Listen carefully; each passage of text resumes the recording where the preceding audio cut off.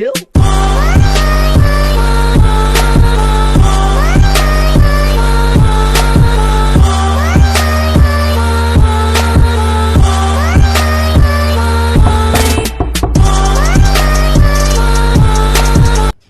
Hello my dear students, welcome करता हूं मैं भारत पंचाल अगेन आप सबका एक बहुत ही ज्यादा इंपॉर्टेंट वीडियो में। तो आज की वीडियो में हम लोग बात करने वाले हैं one shot of chapter 2 solutions की।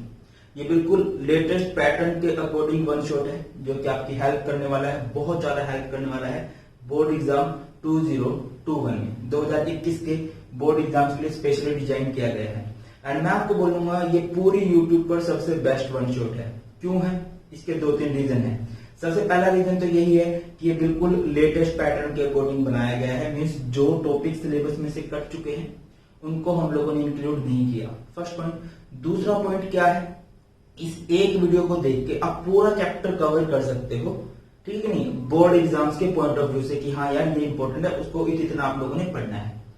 तीसरा पॉइंट, आपको इस वन शॉट में बेस्ट हैंड रिटन नोट्स बनाने का मौका मिलेगा एंड मैं खुद आपको प्रोवाइड करूंगा। फोर्थ पॉइंट, साथ में प्रीवियस ईयर भी करवाता चलूंगा सो दैट कि हाँ यार इस टॉपिक का ये प्रीवियस ईयर इस तरह से बन सकता है जिस तरह से आप लोग खुद में कॉन्फिडेंस है। एंड लास्ट पॉइंट, साथ के साथ मैं आपको इस चैप्टर के वो टॉपिक भी बताने वाला हूं कि जिस पे बोर्ड वालों की सबसे स्पेशल नजर रहती है कि हाँ यार ये टॉपिक इंपॉर्टेंट है, जिसको वो सबसे ज्यादा पिक करते हैं। तो बहुत बढ़िया रहने वाला ये वन शॉट आप सभी के लिए। वीडियो को स्टार्ट करते हैं उससे पहले चैनल को सब्सक्राइब नहीं किया, सब्सक्राइब करके बेल आइकन दबा देना और टेलीग्राम चैनल है भारत पंचाल सर के नाम से, वो भी ज्वाइन कर लेना सो दैट कि जैसे कोई नई वीडियो आए, जैसे नए नोट्स आए, वहां पे आपको लिंक मिल जाए। तो बेटा जी स्टार्ट करते हैं हमारा चैप्टर नंबर 2 सॉल्यूशन। देखिए अप्रोक्सीमेटली ये हमारा एग्जाम में बनता है 4 to 5 मार्क्स का, मतलब 5 मार्क्स का आप लोग एक्सपेक्ट कर सकते हो। सबसे पहले स्टार्ट करते हैं कि सॉल्यूशंस वर्ड का मीनिंग क्या है, सॉल्यूशन हम लोग किसे कहते हैं। सिंपल सी डेफिनेशन होगी, it is a homogeneous mixture. It is a homogeneous mixture of 2 or more than 2 substances. more than 2 substances. Solution किसे बोलते हैं? सॉल्यूशन एक होमोजीनियस मिक्सचर होता है 2 या 2 से ज्यादा सब्सटेंस का। होमोजीनियस मिक्सचर मींस ऐसा मिक्सचर जिसकी कंपोजिशन यूनिफॉर्म हो, जो मिलके बिल्कुल एक जैसा हो चुका, आप लोग सेपरेट आउट ना कर सको कि कौन सा पार्टिकल कौन सा है ना। सिंपल होमोजीनियस मींस क्या होता है? यूनिफॉर्म। एग्जांपल की बात करें, जैसे कि हमारे पास है वाटर प्लस शुगर, जिसे हम लोग शुगर सॉल्यूशन बोल देते हैं, मीठा पानी बोल देते हैं। पानी में अगर आप लोगों ने चीनी मिक्स कर दी तो क्या होगा? अच्छे से मिक्स हो जाएगी, फिर आप लोग सेपरेट नहीं कर सकते कि ये पानी का पार्टिकल है, ये चीनी का पार्टिकल है। बहुत अच्छा मिक्सचर बन जाता है। इसके अलावा अगर हम बात करें तो water plus sugar plus salt, ये भी एक होमोजेनियस मिक्सचर होगा, है ना। या फिर अभी देखिए गर्मियों का टाइम थोड़ा सा भी बचा हुआ है तो हम लोग बात कर सकते हैं water plus sugar plus salt plus lemon. और एक बात मैं आपको कहना चाहूंगा कि मैंने already chapter 1 the solid state का बढ़िया वाला वन शॉट बना दिया है जो कि बिल्कुल लेटेस्ट सिलेबस के अकॉर्डिंग है, आप उसे चेक कर सकते हो, ठीक है ना। वीडियो में मिल जाएगा आपको इससे पहले जो भी है, या फिर आई बटन में दे दूंगा, या फिर यूट्यूब पे सर्च कर लेना the solid state new one shot by Bharat Panchal sir, ठीक है ना। चलिए तो बेटे जी ये हो गए हमारे पास। इन सबको हम लोग क्या बोलेंगे? इन सभी को हम लोग क्या बोलते हैं? सॉल्यूशंस बोलते हैं। इन सभी को हम लोग क्या बोलेंगे? सॉल्यूशन। अभी सॉल्यूशन के फर्दर मतलब 2 बोल सकते हो, 2 पार्ट होते हैं एक सॉल्यूशन में। एक होता है सॉल्यूट और एक होता है सॉल्वेंट।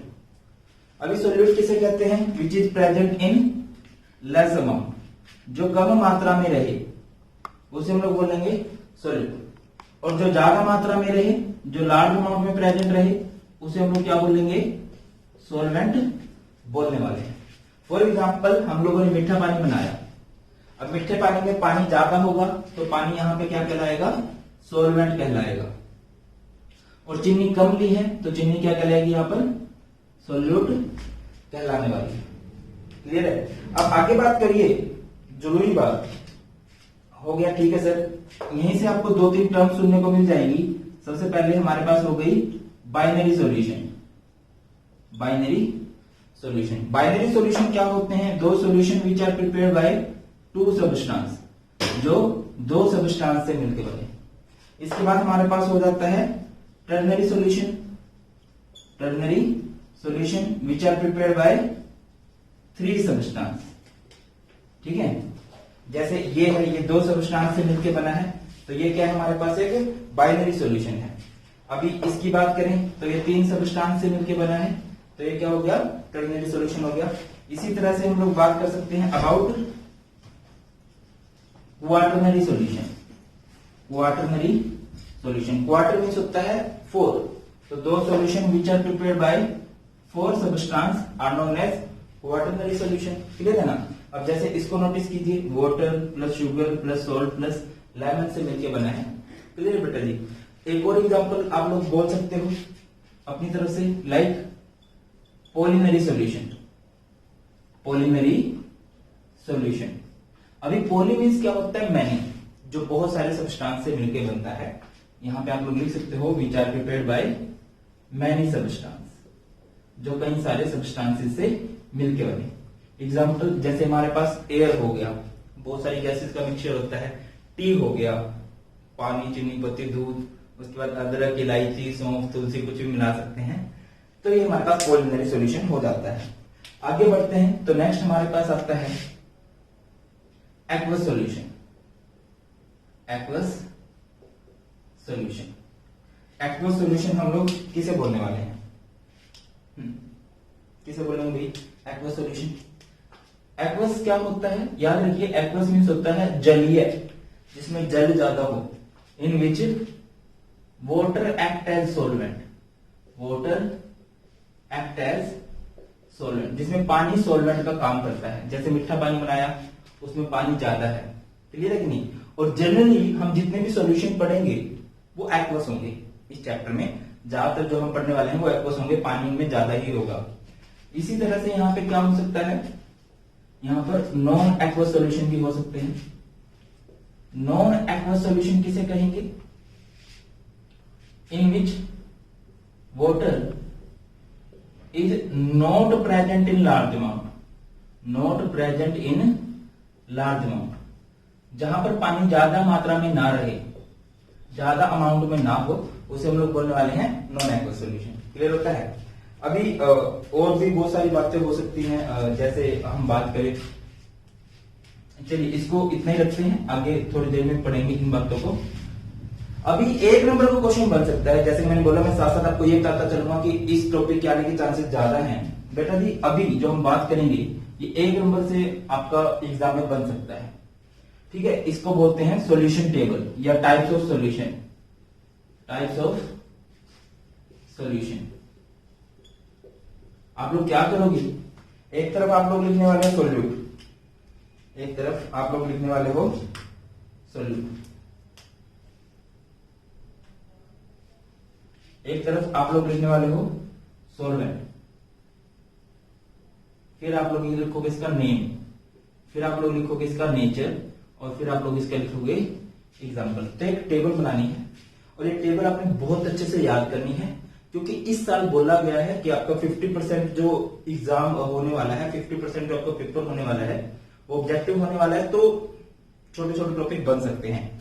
ठीक है ना? तो इससे बनने के चांसेस रहते हैं। इस तरफ हम सोल्यूट लिखेंगे, सॉल्वेंट, उसका नेम, उसका नेचर, और फिर उसका एग्जाम्पल। एग्जाम्पल बहुत इंपॉर्टेंट है। ठीक है ना? तो देखिए क्या करते हैं, सॉल्वेंट हम लोग फिक्स कर लेते हैं लिक्विड।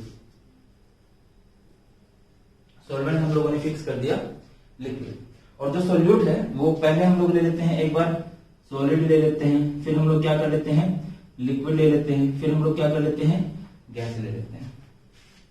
अब बात करते हैं इसका नाम क्या होगा। बेटा जी देखो, लिक्विड ज्यादा है, सॉलिड कम है, तो उसको हम लोग क्या लिख सकते हैं, सॉलिड इन लिक्विड। सॉलिड कम है, लिक्विड ज्यादा है, सॉलिड इन लिक्विड। इसका नाम क्या होगा, लिक्विड इन लिक्विड। इसका नाम क्या होगा, गैस इन लिक्विड।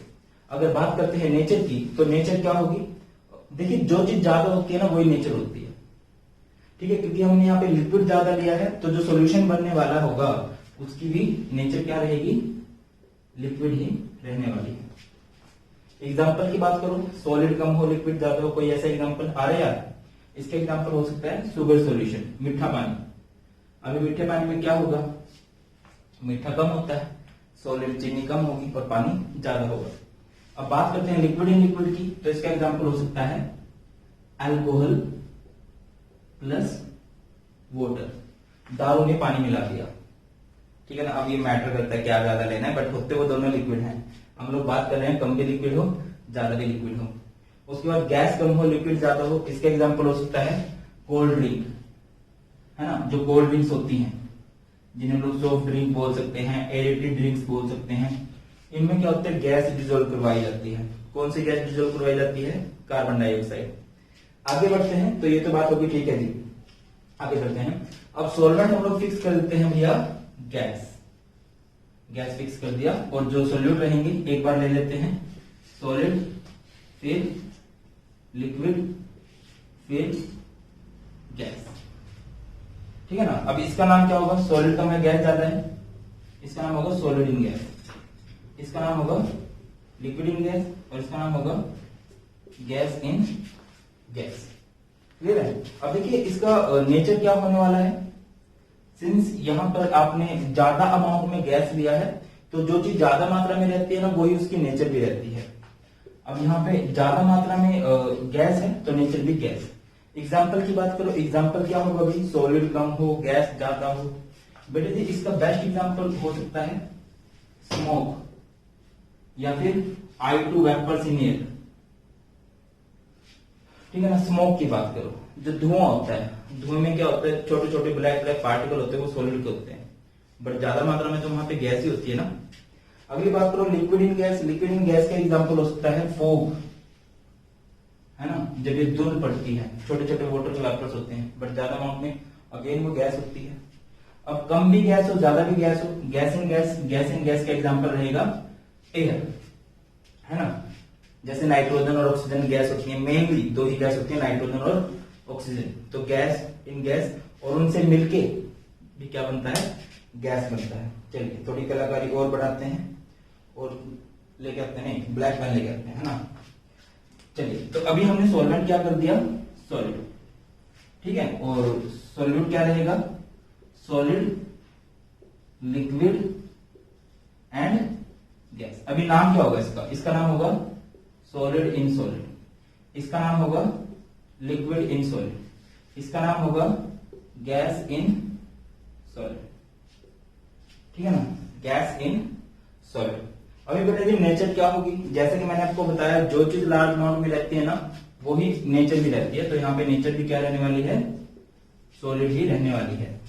एग्जाम्पल की बात करो, सॉलिड कम हो सॉलिड ज्यादा हो, सॉलिड ही कम हो सॉलिड ही ज्यादा हो, तो इसका एग्जाम्पल बेस्ट रहेगा अलोइज। अलोइज क्या होता है, जो मेटल्स की मिक्सिंग से बनता है, ठीक है। मतलब कम ज्यादा भी, अभी जैसे 18 कैरेट गोल्ड है, वो मेटल से मिला के बनाया गया है, दोनों सॉलिड होते हैं।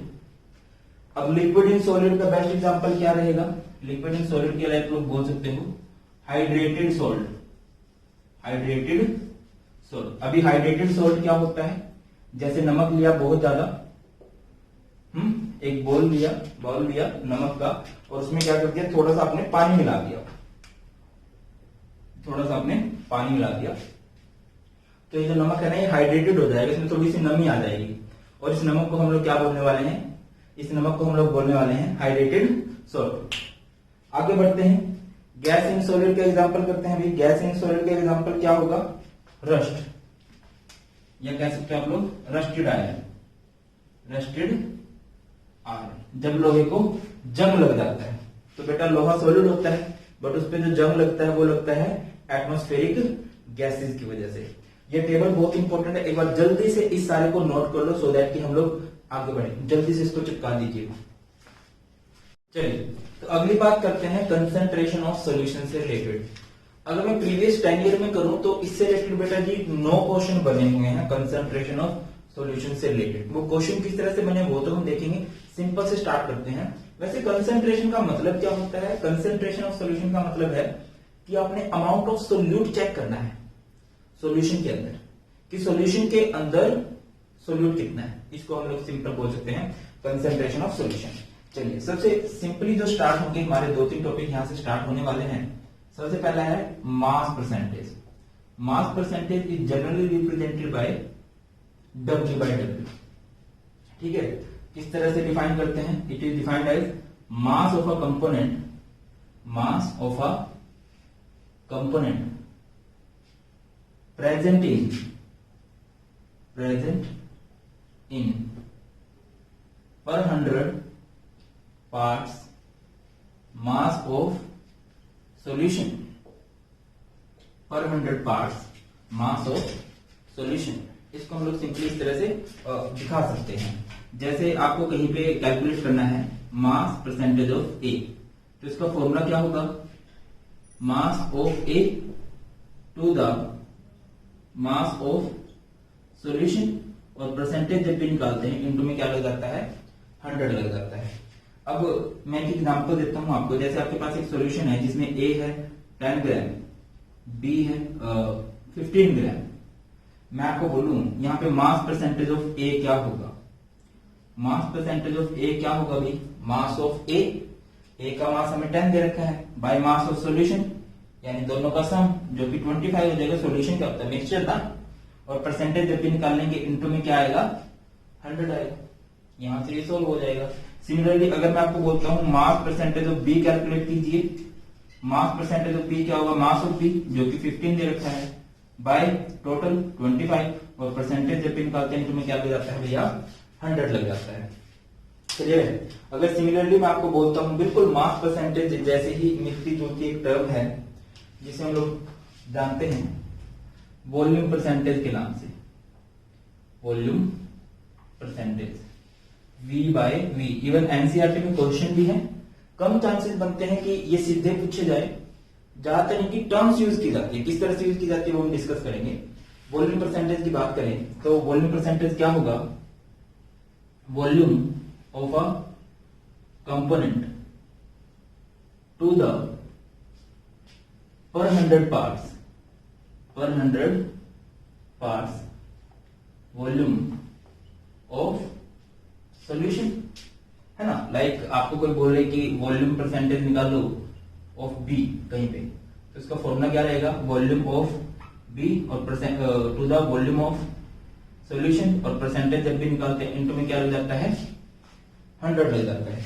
अगर हम बात करें कि हमें एक सॉल्यूशन दे रखा है जिसमें ए हमें दिया हो 40 मिलीलीटर और बी हमें दिया हुआ हो 60 मिलीलीटर, या कुछ भी मान लेते हैं, ठीक है, ये मान लिया, या ज्यादा सिंपल करना चाहो तो इसको 10 मिलीलीटर कर लो।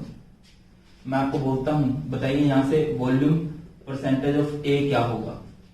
बताइए वॉल्यूम परसेंटेज ऑफ ए क्या होने वाला है भाई? वॉल्यूम ऑफ ए जो कि 40 दे रखा है, बाय वॉल्यूम ऑफ सॉल्यूशन यानी दोनों का सम जो कि 50 दे रखा है, और परसेंटेज जब भी निकालते हैं इनटू में क्या लग जाता है?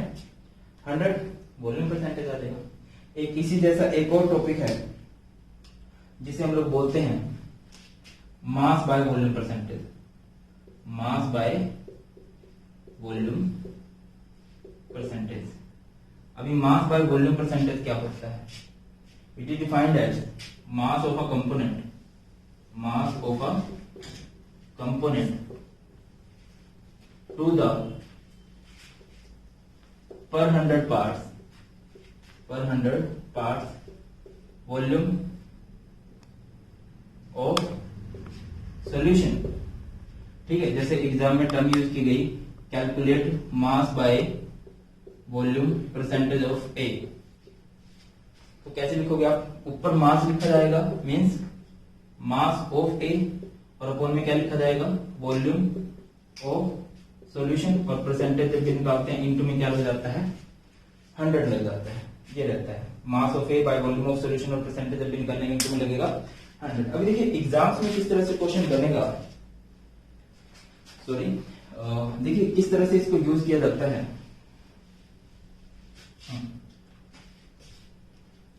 एग्जाम से बेटे आपको बोला जाएगा what do you mean by 10% HCl mass by mass, ठीक है, या फिर आपसे पूछ लिया जाए what do you mean by 10% HCl volume by volume, या फिर आपसे पूछ लिया जाए what do you mean by 10% HCl mass by volume.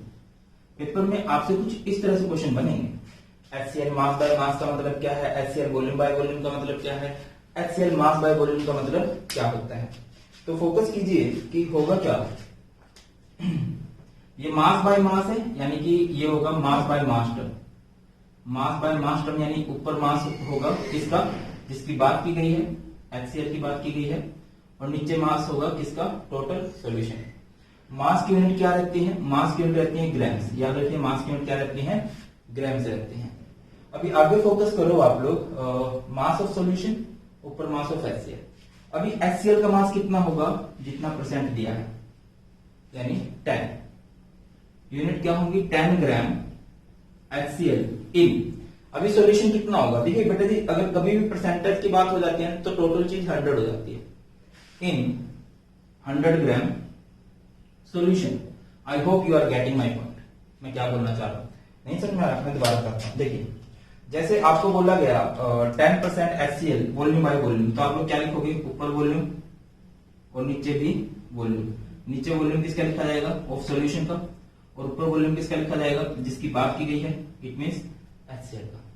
अभी वॉल्यूम को किस में एक्सप्रेस किया जाता है, volume is expressed in millilitre, ठीक है, यानी HCl मिलीलीटर में होगा, और कितने मिलीलीटर होगा, जितना परसेंट दिया है, यानी 10 millilitre of HCl in solution. अभी सॉल्यूशन कितने मिलीलीटर होगा भैया, परसेंटेज की बात हो रही है, तो वो कितना बन जाएगा, 100 मिलीलीटर ऑफ सॉल्यूशन।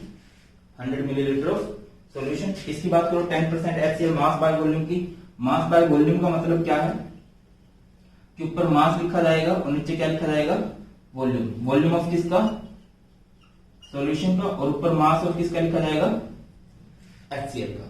मास को किस में एक्सप्रेस किया जाएगा, ग्राम्स में, एंड वॉल्यूम को किस में एक्सप्रेस किया जाएगा, मिलीलीटर में। और HCl जो होगा वो ग्राम्स में होगा, कितने ग्राम्स होगा, 10 ग्राम HCl इन। 10 ग्राम HCl इन। HCl क्या होगा, ग्राम्स में होगा, कितने ग्राम्स होगा, जितने परसेंट दिया है, इन 100 मिलीलीटर सॉल्यूशन। आप पॉइंट को समझने की कोशिश कीजिए, क्रोनोलॉजी समझिए, भावनाएं समझिए कि यहाँ पे कहा क्या जा रहा है। बेटा ये होगा 10 ग्राम HCl इन 100 मिलीलीटर सॉल्यूशन, है ना, क्योंकि ऊपर मास दिया है, नीचे वॉल्यूम दिया है, तो ये ग्राम में होगा, मिलीलीटर में। अब ये वॉल्यूम बाय वॉल्यूम है, यानी दोनों टर्म्स मिलीलीटर में होंगी। ये मास बाय मास है, यानी दोनों टर्म्स किस में होंगी, ग्राम्स में होंगी। तो इस तरह से इसका यूज किया जाता है, ठीक है, सिंपल समझिए, इस तरह से इसका यूज किया जाएगा। आगे बढ़ते हैं और बात करते हैं भैया मास फ्रैक्शन, मोल फ्रैक्शन, ठीक है। इवन मोल फ्रैक्शन से रिलेटेड क्वेश्चन बनने के चांसेस बहुत ही ज्यादा है, बहुत ही ज्यादा है बेटा जी। देखिए पहले सिंपल सी टर्म समझते हैं हम लोग, मास फ्रैक्शन। डिफाइन करते हैं कि हमारे पास मास फ्रैक्शन क्या होता है। मास फ्रैक्शन, फोकस कीजिए, मास फ्रैक्शन क्या होता है, इट इज द रेशियो।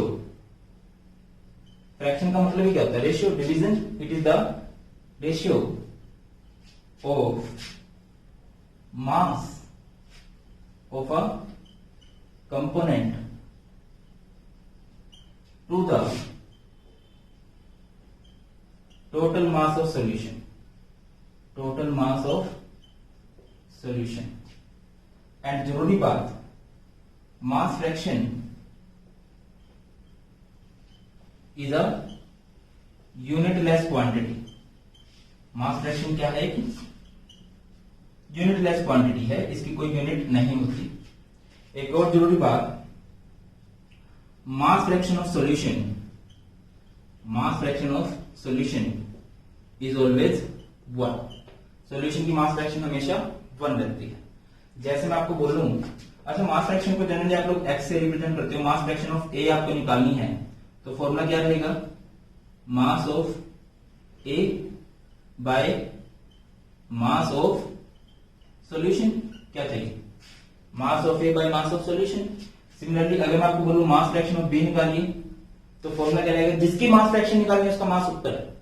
ठीक है, यहां पे आप लोग क्या लिखोगे, mass of B by mass of solution. Clear होता है कि नहीं? अभी देखो, जैसे मैं आपको सॉल्यूशन देता हूं जो मिलके बना है ए से, जिसमें ए है 4 ग्राम और बी है 10 ग्राम। मैं आपको बोलता हूं मास फ्रैक्शन ऑफ ए निकालिए, तो फॉर्मूला क्या रहेगा, मास ऑफ ए जो कि 4 है बाय मास ऑफ सॉल्यूशन जो कि 10 है। 4 ग्राम 10 ग्राम, ग्राम से ग्राम कैंसिल, तो यहां से एक चीज क्लियर हो गई, that mass fraction is unitless. अच्छा, मास फ्रैक्शन कितनी आएगी इसकी, 0.4। अगर मैं आपको यहां पे बोलूं कि मास फ्रैक्शन ऑफ बी कैलकुलेट कीजिए, क्या होगा, मास ऑफ बी जो कि आपको दे रखा है, अच्छा सॉरी ये 10 दिया है तो यहाँ पे हम 14 लिखेंगे। ठीक है, और ये 4/14 कर लेना, डिवाइड करना जरूरी भी नहीं है। ठीक है कि नहीं? तो मास फ्रैक्शन ऑफ बी निकालना है, तो मास ऑफ बी जो कि है 10 बाय मास ऑफ सॉल्यूशन, यानी दोनों का सम, तो 10/14। अगर मैं यहां से आपको बोलूं यूनिटलेस तो हमने प्रूव कर दिया, अगर मैं आपको बोलूं कि प्रूव कीजिए मास फ्रैक्शन ऑफ सॉल्यूशन 1 होती है, आएगा नहीं प्रूव करना, बट अपनी जानकारी के लिए, तो सॉल्यूशन ए और बी से मिलकर बना है, तो इन दोनों की मास फ्रैक्शन का सम कर दो, यानी कि आप कर दो 4/14 प्लस 10/14, एलसीएम 14 आएगा, 4 plus 10 it's 14/14, it means 1। Mass fraction कितनी आ गई बेटा जी, यहां से 1 आ गई है, यही तो हम लोग प्रूव करना चाह रहे थे। ठीक है ना, आगे बढ़िए। मास फ्रैक्शन के बाद जो एक्चुअल में हमारा इंपॉर्टेंट टॉपिक है, जिसके लिए सारी गाथा लिखी जा रही है, वो है हमारे पास मोल फ्रैक्शन। मोल फ्रैक्शन ज्यादातर यही आता है, इसको भी आप लोग किससे रिप्रेजेंट कर सकते हो, एक्स से, या फिर जीटा वर्ड यूज किया जाता है। बिल्कुल कॉपी है, कॉपी। क्या कॉपी है, it is the ratio of number of moles of a component, number of moles of a component to the total number of moles of solution, total number of moles of solution। Similarly ये भी एक unitless quantity है, इसमें भी mole fraction solution जो होती है वो हमेशा 1 रहती है। ठीक है ना। अब एक एग्जांपल लेते हैं कि एक सॉल्यूशन बनाया गया जिसमें H2O है 90 ग्राम और NaOH है 400 ग्राम। पेपर में इतना आसान आए जरूरी नहीं है, क्या पता इससे भी आसान आ जाए या फिर इससे मुश्किल आ जाए। मुश्किल का मतलब है मैथमेटिकल कैलकुलेशन मुश्किल, ठीक है, वरना वे तो यही रहेगा, करना तो हमने इसी तरह से है। तो बेटा जिस मोल फ्रैक्शन है, तो सबसे पहला काम आपको ग्राम्स में डाटा दे रखा, आप किसको नंबर ऑफ मोल्स में कन्वर्ट करो। Number of moles of H2O, number of moles का फॉर्मूला क्या होता है, washing machine, washing is weight जो कि 90 होता है, एम इज मोलर मास। अभी H2O का मोलर मास कितना होता है, H2O 2 हाइड्रोजन का 2, ऑक्सीजन का 16, तो ये कितना आ गया यहां से 18 5 90। सिमिलरली आपको नंबर ऑफ मोल्स निकालने हैं फॉर NaOH। कैसे निकालोगे number of moles of NaOH, formula again same, washing machine, washing is weight 400 by molar mass of NaOH is 40, तो यहां से इसके मोल्स कितने आ गए हैं 10। ठीक है, इसके नंबर ऑफ मोल्स 5 आ गए, उसके नंबर ऑफ मोल्स 10 आ गए। अब आप लोग मोल फ्रैक्शन निकाल सकते हो, लाइक आपको मैं बोल दूं calculate the mole fraction of H2O, तो फॉर्मूला क्या होगा, number of moles of H2O जो कि आपको कितने दे रखे हैं 5 by number of moles of solution, दोनों का सम 5 बाय 15। मैं रिपीट कर रहा हूं कि आप लोग इसको पॉइंट्स में कैलकुलेट ना करो तो भी चलेगा, करना चाहो तो कर सकते हो, मतलब आगे सोल्व 1/3 आगे जैसे ही। अब मैं आपको बोलता हूं calculate the mole fraction of NaOH। अभी NaOH की मोल फ्रैक्शन क्या रहेगी, number of moles of NaOH, मतलब जिसकी मोल फ्रैक्शन निकालनी है उसके मोल्स ऊपर जो कि कितने हैं 10 बाय सॉल्यूशन, यानी दोनों का सम 10 बाय 15, इट मींस ये क्या आ गया 2/3। इस तरह से हो सकता है, ये भी यूनिटलेस है, मोल्स बाय मोल्स कैंसिल होंगे, यूनिटलेस रहेगा। और इसका क्वेश्चन किस तरह से बन सकता है, और बेटा जी इसका क्वेश्चन बन सकता है एक और तरीके से। वो तरीका क्या है, in a binary solution, in a binary solution XA is 0.3, calculate XB। मतलब एक बाइनरी सॉल्यूशन है जिसमें आपको मोल फ्रैक्शन ऑफ A दी गई है 0.3, मोल फ्रैक्शन ऑफ B आपको निकालनी है। तो कैसे निकालोगे भाई? हमें पता है that mole fraction of solution is always 1, means XA plus XB is 1।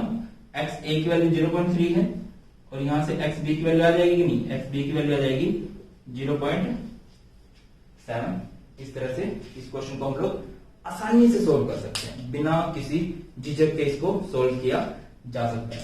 Clear है? देखिए, चलिए ये बात होगी मास फ्रैक्शन क्या है, मोल फ्रैक्शन क्या है। आगे बढ़ते हैं और बात देखिए क्या होगी भाई। नेक्स्ट हमारे पास बड़ा इंपॉर्टेंट टॉपिक है, जो सबसे इंपॉर्टेंट टॉपिक है ना, वो है मोलैरिटी एंड मोलैलिटी। वो है यहां पर मोलैरिटी एंड मोलैलिटी। पेपर में सबसे ज्यादा क्वेश्चन इनके न्यूमेरिकल अगर आएंगे ना इस टॉपिक से, सबसे ज्यादा चांस है कि इस टॉपिक से है, मोलैरिटी से। चलिए लिखते हैं।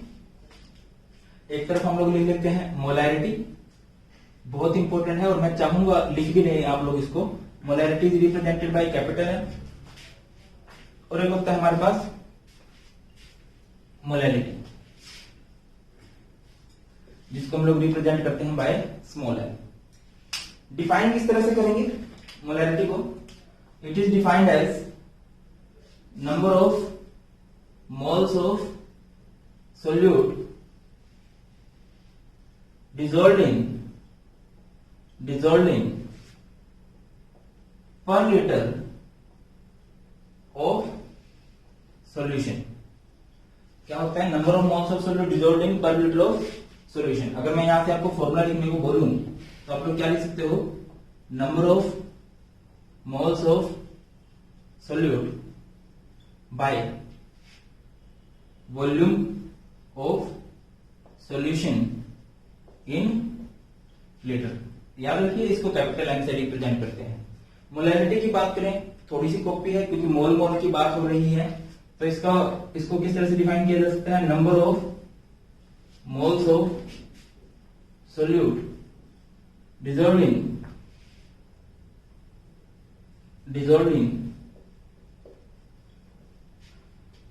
पर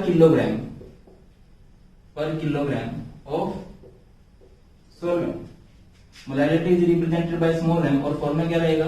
number of moles of solute by weight of solvent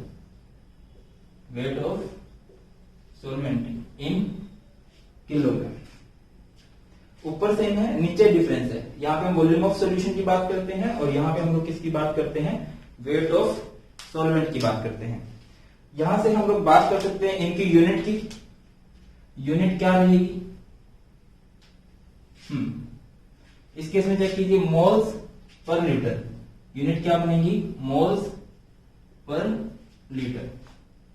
और यहां पे अगर मैं बात करता हूं, यहां पर यूनिट क्या बनने वाली है? बोलना नहीं है बिल्कुल भी। यूनिट क्या बनेगी? Moles per KG. यहां पे यूनिट बनेगी मोल्स पर केजी। अगर आपको न्यूमेरिकल सोल्व करने हो, सबसे जरूरी बात है न्यूमेरिकल सोल्व करने को, ठीक है ना। अभी अगर आपको कभी मोलैरिटी का न्यूमेरिकल सोल्व करना आ जाए तो इसका फॉर्मूला रहेगा वॉशिंग मशीन 1000 में देगी कौन? विमला। वॉशिंग मशीन 1000 में देगी विमला। और बात करें मोलैलिटी की, मोलैलिटी का फॉर्मूला क्या रहेगा? वॉशिंग मशीन 1000 में आएगी कहां से? वॉशिंगटन से। ठीक है, मतलब पेपर में अगर मोलैरिटी को डिफाइन करना है तो इतना लिख के आ जाना, मोलैरिटी को डिफाइन करना है तो इतना लिख के आ जाना। आपको मतलब पता होना चाहिए। वेल WB का मतलब होता है वेट ऑफ सोल्यूट। क्या मतलब रहता है इसका? Weight of solute. MB का मतलब क्या रहता है? MB is molar mass of solute. Molar mass of solute. और VML का मतलब क्या होता है? VML मीन्स होता है वॉल्यूम इन मिलीलीटर। वॉल्यूम इन मिलीलीटर। और यहां पे बात करें WB is weight of solute. WB का मतलब होता है वेट ऑफ सोल्यूट। MB का मतलब क्या होता है? MB is molar mass of solute. Molar mass of solute. And WAG का मतलब क्या होता है? WAG का मतलब होता है weight of solvent in grams. Weight of solvent in grams.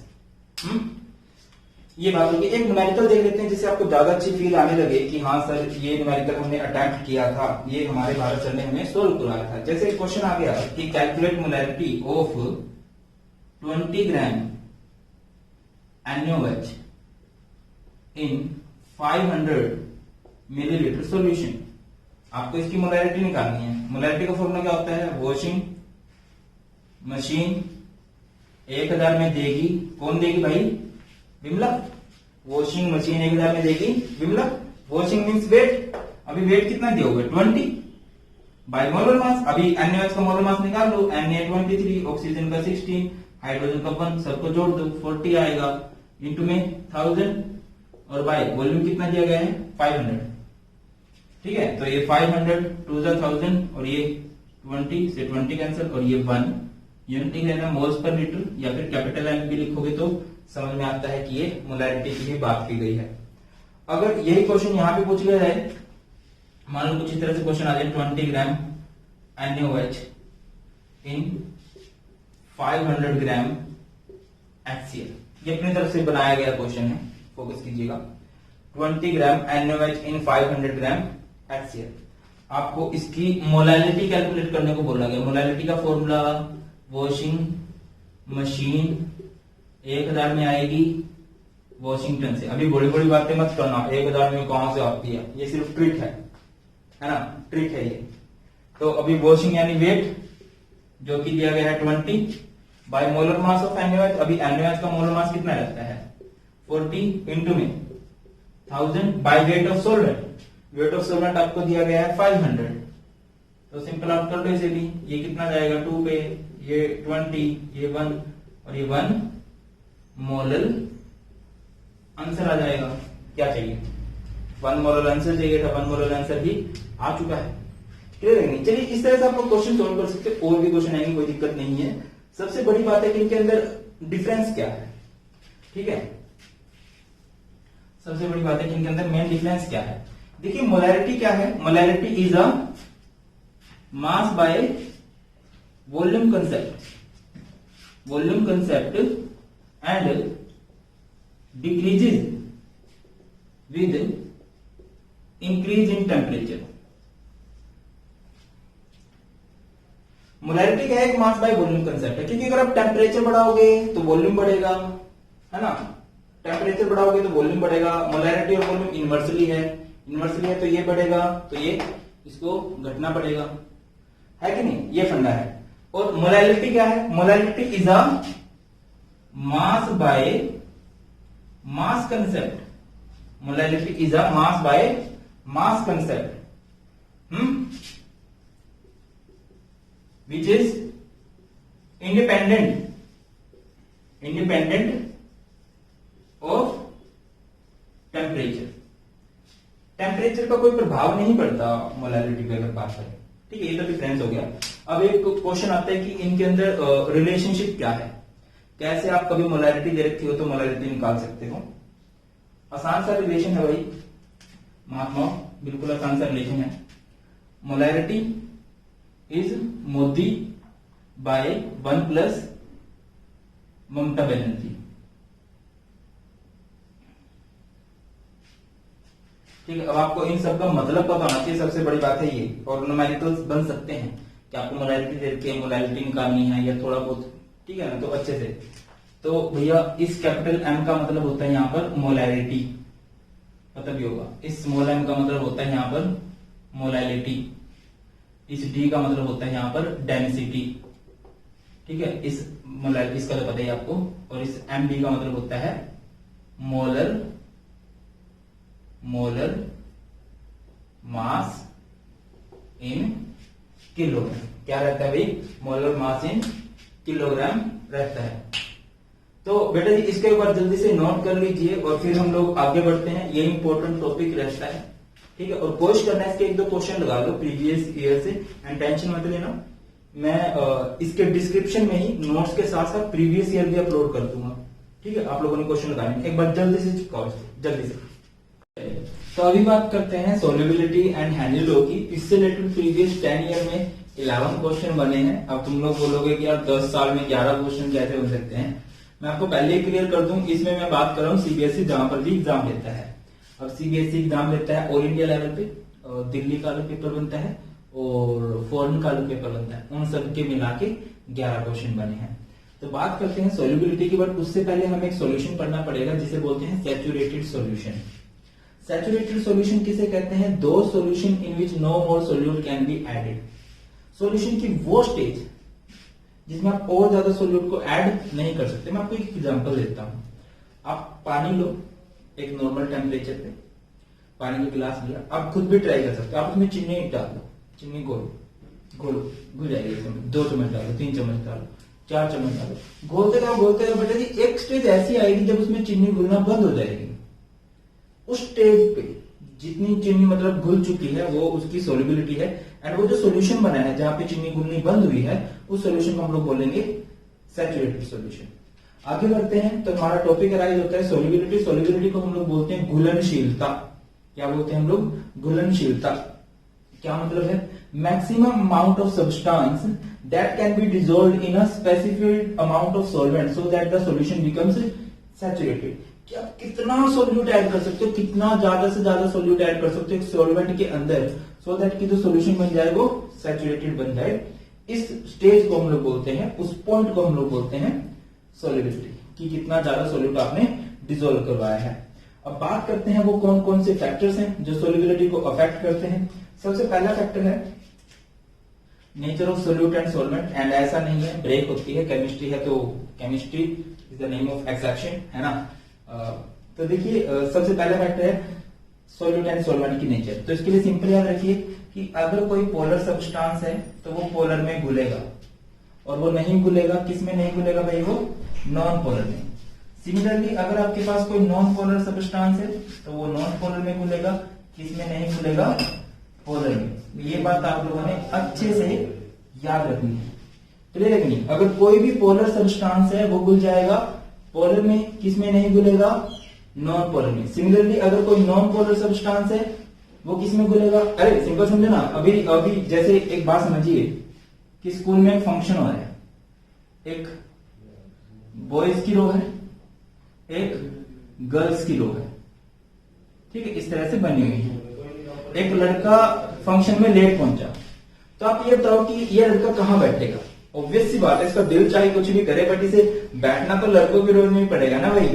तो यही फंडा होता है कि जो सब्सटेंस जैसा होता है वो वैसे में घुलना पसंद करता है, कि अगर कोई पोलर सब्सटेंस है वो पोलर में घुलेगा, नहीं घुलेगा नॉन पोलर में। सिमिलरली अगर कोई नॉन पोलर सब्सटेंस है वो घुलेगा नॉन पोलर में, किसमें नहीं घुलेगा? पोलर में। मैं आपको एक एग्जांपल देता हूं कि जैसे NaCl है, NaCl किस में घुलना पसंद करता है? वाटर में, क्योंकि दोनों क्या है? पोलर। ये किस में नहीं घुलेगा? बेंजीन में, क्योंकि बेंजीन क्या होता है?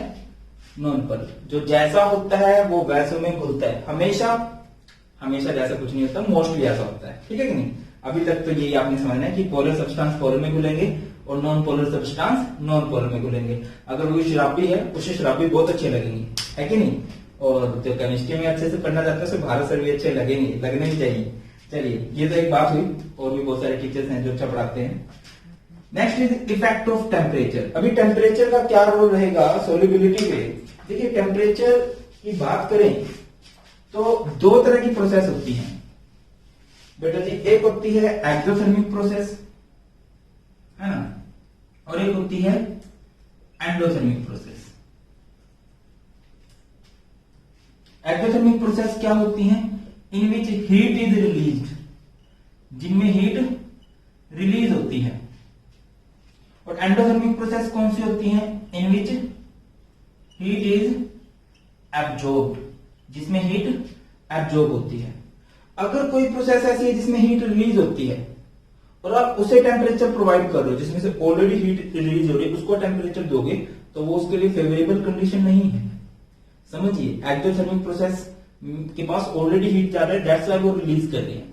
तो अगर आप किसी एक्सोथर्मिक प्रोसेस का टेम्परेचर बढ़ाओगे तो उसकी सोल्युबिलिटी भैया घट जाएगी। और अगर आप किसी एंडोथर्मिक, क्या होती है एंडोथर्मिक प्रोसेस, वो होती हैं जिसमें हीट एब्जॉर्ब होती है, जिसको हीट की रिक्वायरमेंट होती है। अगर आप ऐसे केस में टेम्परेचर बढ़ाओगे भैया, उसको तो जरूरत है, तो वहां पे सोल्युबिलिटी क्या होने वाली है, इंक्रीज होने वाली है। ठीक है, और ज्यादातर प्रोसेस एंडोथर्मिक होती हैं, उनको टेम्परेचर की जरूरत होती है, तो जनरली टेम्परेचर बढ़ाने से हीट सोल्युबिलिटी भी बढ़ जाती है।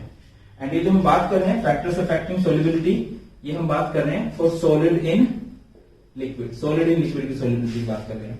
इफेक्ट ऑफ प्रेशर, प्रेशर का कोई ज्यादा फर्क नहीं पड़ता क्योंकि सॉलिड और लिक्विड दोनों ही लगभग जो है नॉन कंप्रेसिबल होते हैं। अभी आगे चलते हैं और आगे हमारा बहुत इंपॉर्टेंट टॉपिक बनता है हेनरीज लॉ। अभी हेनरी लॉ क्या है, बहुत इंपॉर्टेंट है। अब अगर यहाँ पे मैं बात करूं, यहाँ पे हम किस टॉपिक पे आ चुके हैं, यहाँ पे हम लोग आ चुके हैं solubility of gases in liquid. हमने गैस को डिसॉल्व करवाना है, किस में डिसॉल्व करवाना है भैया, लिक्विड में डिसॉल्व करवाना है। तो एक सिंपल सी बात समझिए, मैं आपको एक एग्जांपल दे रहा हूं। हमारे पास एक कंटेनर है, मान के चलो, ठीक है, ये लिक्विड है।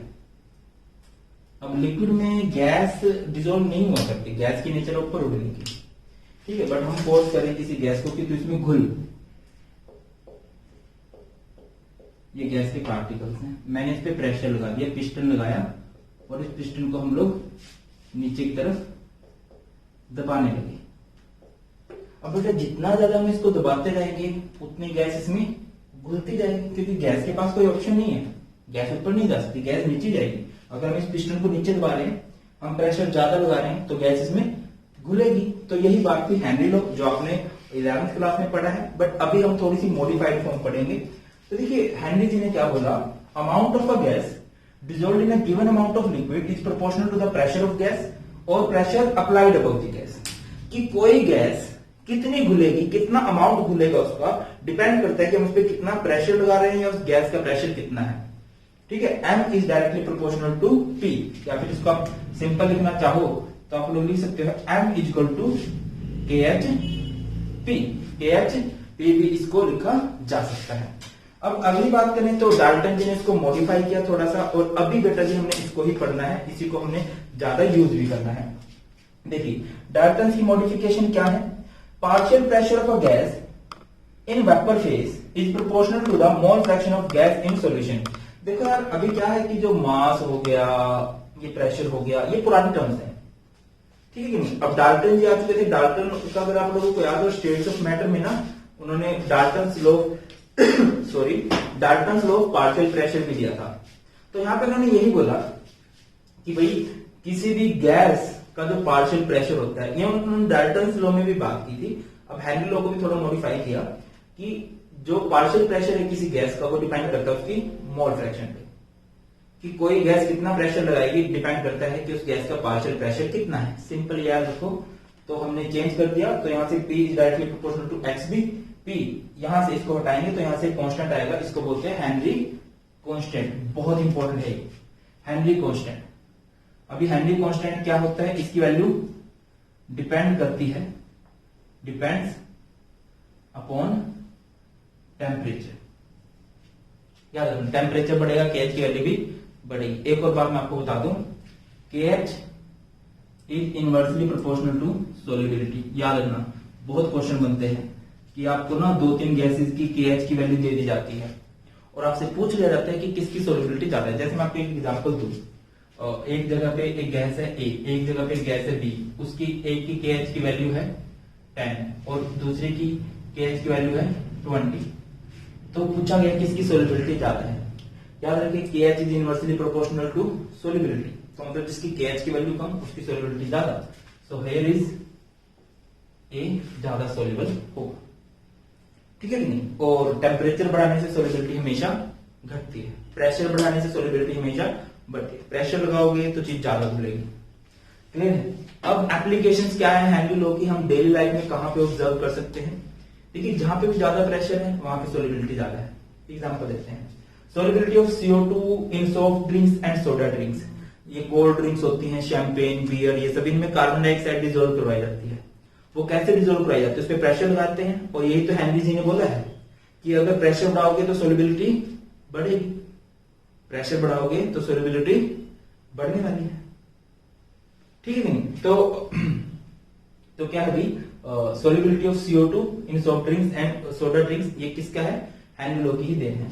उसके बाद oxygen diluted with helium is used by scuba divers to avoid bends. ये बड़ा इंपॉर्टेंट टॉपिक है, बेटे ये फोकस कीजिए। स्कूबा डाइवर्स किसे कहते हैं? जो पानी में नीचे जाते हैं, है ना, जो पानी में नीचे जाते हैं भैया, उन्हें हम लोग क्या बोलते हैं? स्कूबा डाइवर्स बोलते हैं। अब एक नॉर्मल ऑक्सीजन का सिलेंडर होता है, उसमें नाइट्रोजन गैस होती है। नाइट्रोजन गैस की सोलिबिलिटी बहुत ज्यादा होती है, तो नीचे जाएंगे प्रेशर बढ़ेगा, प्रेशर बढ़ने से सोलिबिलिटी बढ़ेगी, सोलिबिलिटी बढ़ेगी तो नाइट्रोजन गैस, ऑक्सीजन गैस बहुत ज्यादा अंदर चली जाएगी, और फिर जब वो बाहर आएंगे तो प्रेशर कम होगा। नीचे जाते हैं प्रेशर बढ़ता है, याद रखिए ये होता है लेवल 0। नीचे जाते हैं प्रेशर बढ़ता है, ऊपर जाते हैं तो प्रेशर घटता है। हमेशा नीचे जाएंगे प्रेशर बढ़ेगा, प्रेशर बढ़ने सोलिबिलिटी बढ़ेगी, यानी कि नाइट्रोजन गैस बहुत ज्यादा आ गई। फिर वो जब इंसान ऊपर आने लगेगा, वो जब स्कूबा डाइवर्स ऊपर आने लगेगा तो नाइट्रोजन गैस बाहर आने लगेगी, और बाहर आने से क्या हो जाएंगे? बबल्स बनना स्टार्ट हो जाएंगे, बैंड्स बनना स्टार्ट हो जाएंगे, एकदम से बाहर आएगी तो वो, और इससे इंसान की डेथ हो सकती है। तो नीचे जाने पे एक ऐसी गैस यूज करनी पड़ेगी जिसकी सोलिबिलिटी कम होती है, और वहां पे हम कौन सी गैस यूज करते हैं? हीलियम। आपको मेरा कोई समझ में आया मैंने क्या बोला? नीचे जाते हैं प्रेशर बढ़ता है, प्रेशर बढ़ने से सोलिबिलिटी बढ़ेगी, सोलिबिलिटी बढ़ेगी तो दिक्कत हो जाएगी। क्या दिक्कत हो जाएगी? वो इंसान ऊपर भी तो आएगा।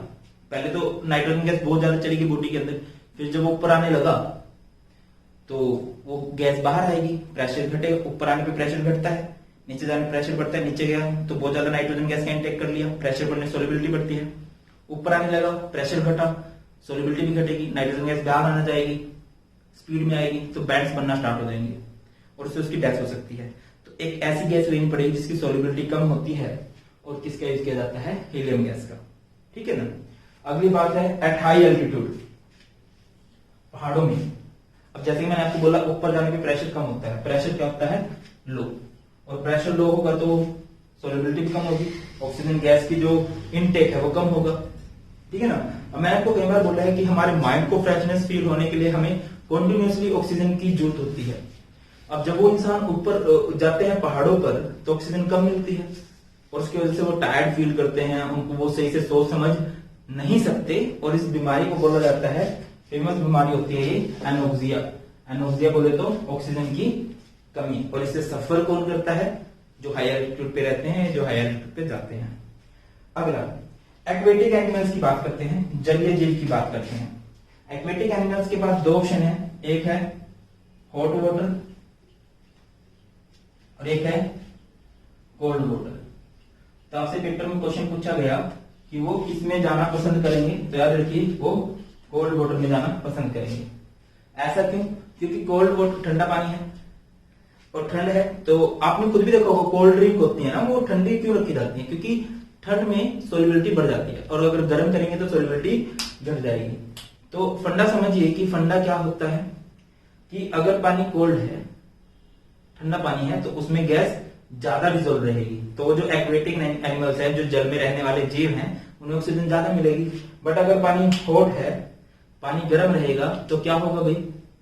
पानी गर्म रहेगा तो गैस कम डिसॉल्व होगी, और गैस कम डिसॉल्व होगी तो वो जी नहीं पाएंगे, ज्यादा ऑक्सीजन उन्हें नहीं मिलेगी।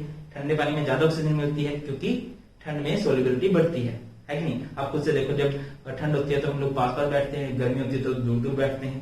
ठीक, गर्मी में सोलिबिलिटी कम हो जाती है, इसीलिए वो जलीय जीवों के लिए फायदा नहीं होता। ठंडे पानी में फायदा होता है क्योंकि ऑक्सीजन ज्यादा होती है। एक बार जल्दी से इसको चिपकाओ, फिर हम लोग आगे मूव करते हैं। जल्दी से इसको सारे को नोट कर लीजिए, आगे बढ़ते हैं बहुत ही इंपॉर्टेंट टॉपिक की तरफ। चलिए, तो अभी बात करते हैं vapour pressure, Raoult's law, ideal non ideal solution, positive negative deviation and azeotropes की। बहुत इंपॉर्टेंट टॉपिक बनते हैं ये, और इनसे रिलेटेड टोटल 23 क्वेश्चन बने हुए हैं एग्जाम्स के अंदर। किस तरह से बने हैं वो देखते हैं। तो सबसे पहले हम बात करें वेपर प्रेशर किसे कहते हैं। वेपर प्रेशर को हिंदी में बोले तो वाष्पीय दबाव, है ना। अब वेपर्स की वजह से जो प्रेशर लगता है उसे हम लोग वेपर प्रेशर बोलेंगे। डिफाइन किस तरह से करोगे, it is the pressure exerted by vapours above the liquid surface in equilibrium with the liquid at a given temperature. आप किसी लिक्विड को गर्म कर रहे हो। अच्छा, यहाँ पे एक वर्ड यूज किया गया है, वर्ड यहाँ पे यूज किया गया है इक्विलिब्रियम। इक्विलिब्रियम का मतलब क्या है, जब आप इस लिक्विड को गर्म करोगे तो इसके वेपर बनेंगे, ठीक है ना। ये वेपर्स बन रहे हैं, इसको बोलते हैं इवेपोरेशन। और जिस स्पीड से बन रहे हैं ये कहलाएगा रेट ऑफ इवेपोरेशन, ठीक है ना। अब बर्तन बंद है तो क्या होगा, ये ऊपर जाएंगे, ये वेपर जुड़ेंगे, जुड़ के नीचे आएंगे, दोबारा लिक्विड बनेंगे, इसको बोलेंगे रेट ऑफ कंडेंसेशन, ठीक है ना। ये कंडेंस हो रहे हैं कि वेपर से दोबारा लिक्विड बन रहा है। जब जिस स्पीड से वेपर्स बने उसी स्पीड से वेपर से लिक्विड बनना स्टार्ट हो जाए उसको रेट ऑफ इवेपोरेशन इक्वल हो जाए रेट ऑफ कंडेंसेशन के, उसको बोलेंगे इक्विलिब्रियम। अब इक्विलिब्रियम की स्टेज में पहुंचने के बाद वेपर्स कितना प्रेशर जनरेट कर रहे हैं above the surface of liquid, उसको ही हम लोग क्या बोलते हैं, वेपर्स का प्रेशर बोलते हैं। अब अगला पॉइंट राइज होता है कि वो कौन कौन से फैक्टर्स हैं जो अफेक्ट करते हैं वेपर प्रेशर को। तो सबसे पहला फैक्टर है हमारे पास टेम्परेचर, ठीक है ना। अब सिंपल समझो कि अगर कहीं पे ज्यादा प्रेशर लगेगा, टेम्परेचर अगर बढ़ाओगे तो प्रेशर ऑब्वियसली बढ़ेगा। एग्जांपल ऑफ प्रेशर कुकर है, प्रेशर कुकर है या फिर चाय बना रहे हैं, वो बर्तन बंद करके बना रहे हैं, टेम्परेचर बढ़ाओगे तो बेटा जी ऑब्वियसली काइनेटिक एनर्जी बनेगी, बढ़ेगी, वेपर्स बढ़ेंगे, प्रेशर ज्यादा लगेगा। तो याद रखिए with the increase in temperature vapour pressure also increases. अगर टेम्परेचर बढ़ेगा तो वेपर प्रेशर भी बढ़ेगा। अगली बात समझिए फोर्स ऑफ इंटरेक्शन। अब देखिए फोर्स ऑफ इंटरेक्शन दो तरह की होगी, या तो स्ट्रॉन्ग होगी या फिर वीक होगी। पॉसिबल है कि लिक्विड के पार्टिकल एक दूसरे को बड़ा स्ट्रांगली जकड़ के रखें, पॉसिबल है कि वो उतना स्ट्रांगली एक दूसरे को जकड़ के ना रखें। अगर किसी की फोर्स ऑफ अट्रैक्शन स्ट्रांग है तो फोकस कीजिए फोर्स ऑफ स्ट्रांग होने से क्या होता है, उनके पार्टिकल्स ब्रेक नहीं होंगे। तो याद रखिए अगर फोर्स ऑफ अट्रैक्शन स्ट्रांग है तो वेपर प्रेशर हमेशा लो रहेगा। और अगर कहीं पे फोर्स ऑफ अट्रैक्शन वीक है, पार्टिकल्स एक दूसरे को उतना अच्छे से अट्रैक्ट नहीं कर पा रहे हैं, तो उनको ब्रेक करना आसान है और वहां पे वेपर जल्दी बनेंगे, वेपर प्रेशर भी बढ़ जाएगा। क्लियर है। तो ये बात होगी वेपर प्रेशर की। अब वेपर प्रेशर के बारे में अच्छे से बात की किसने, राउल्स जी ने, और जिसको हम लोग बोलते हैं राउल्स लॉ। ठीक है, राउल्स जी ने क्या बोला, सिंपल सी डेफिनेशन पे चलते हैं। The partial vapour pressure of each component in a solution is equal to the product of vapour pressure of pure component and mole fraction of the component. देखिए वो क्या कहना चाह रहे थे, यहां से समझिए आप लोग कि अगर आप किसी कंपोनेंट का वेपर प्रेशर निकाल रहे हो, ठीक है, तो वो डिपेंड करेगा उसकी मोल फ्रैक्शन पे। और सिंप्लीफाई करना चाहो तो P A is equal to होगा P not A into X A के। Partial pressure of a component is equal to the pressure of that component in pure state multiplied by mole fraction of that component. Repeat कर रहा हूं, like आप partial pressure of B निकालना चाह रहे हो तो वो किसके इक्वल होगा, partial pressure of be in pure state multiplied by mole fraction of the. आप कैलकुलेट करना चाह रहे हो पार्शियल प्रेशर ऑफ HCl तो वो किसके इक्वल होगा, pressure of HCl in pure state multiplied by mole fraction of HCl। अरे गेटिंग माय पॉइंट, मैं क्या कहना चाह रहा हूं कि अगर किसी का भी वेपर प्रेशर निकालना चाह रहे हो तो वो इक्वल होगा pressure of that component in pure state multiplied by mole fraction of that component. ठीक है ना। लाइक आप प्रेशर निकालना चाह रहे हो benzene, partial pressure of benzene तो किसके इक्वल होगा, partial pressure of benzene in pure state multiplied by mole fraction of benzene C6H6। ये सिंपल सा फंडा था। अब राउल्स लॉ को दो जगह पे एक्सप्लेन किया जाता है, in case of volatile solute, in case of non volatile solute. Now what is the meaning of volatile solute and non volatile solute. Volatile solute को आप लोग बोल सकते हो कि एक ऐसा सोल्यूशन जो बना है लिक्विड इन लिक्विड टाइप से। जब वोलेटाइल मतलब वो सोल्यूट जो वेपर बना रहा है, जो वेपर्स बनाता है, और इसको हम लोग क्या बोल सकते हैं, सॉलिड इन लिक्विड सॉल्यूशन जो होते हैं वो कहलाएंगे नॉन वोलेटाइल सॉल्यूट। एग्जांपल समझिए, एग्जांपल से आपको ज्यादा फील आएगी।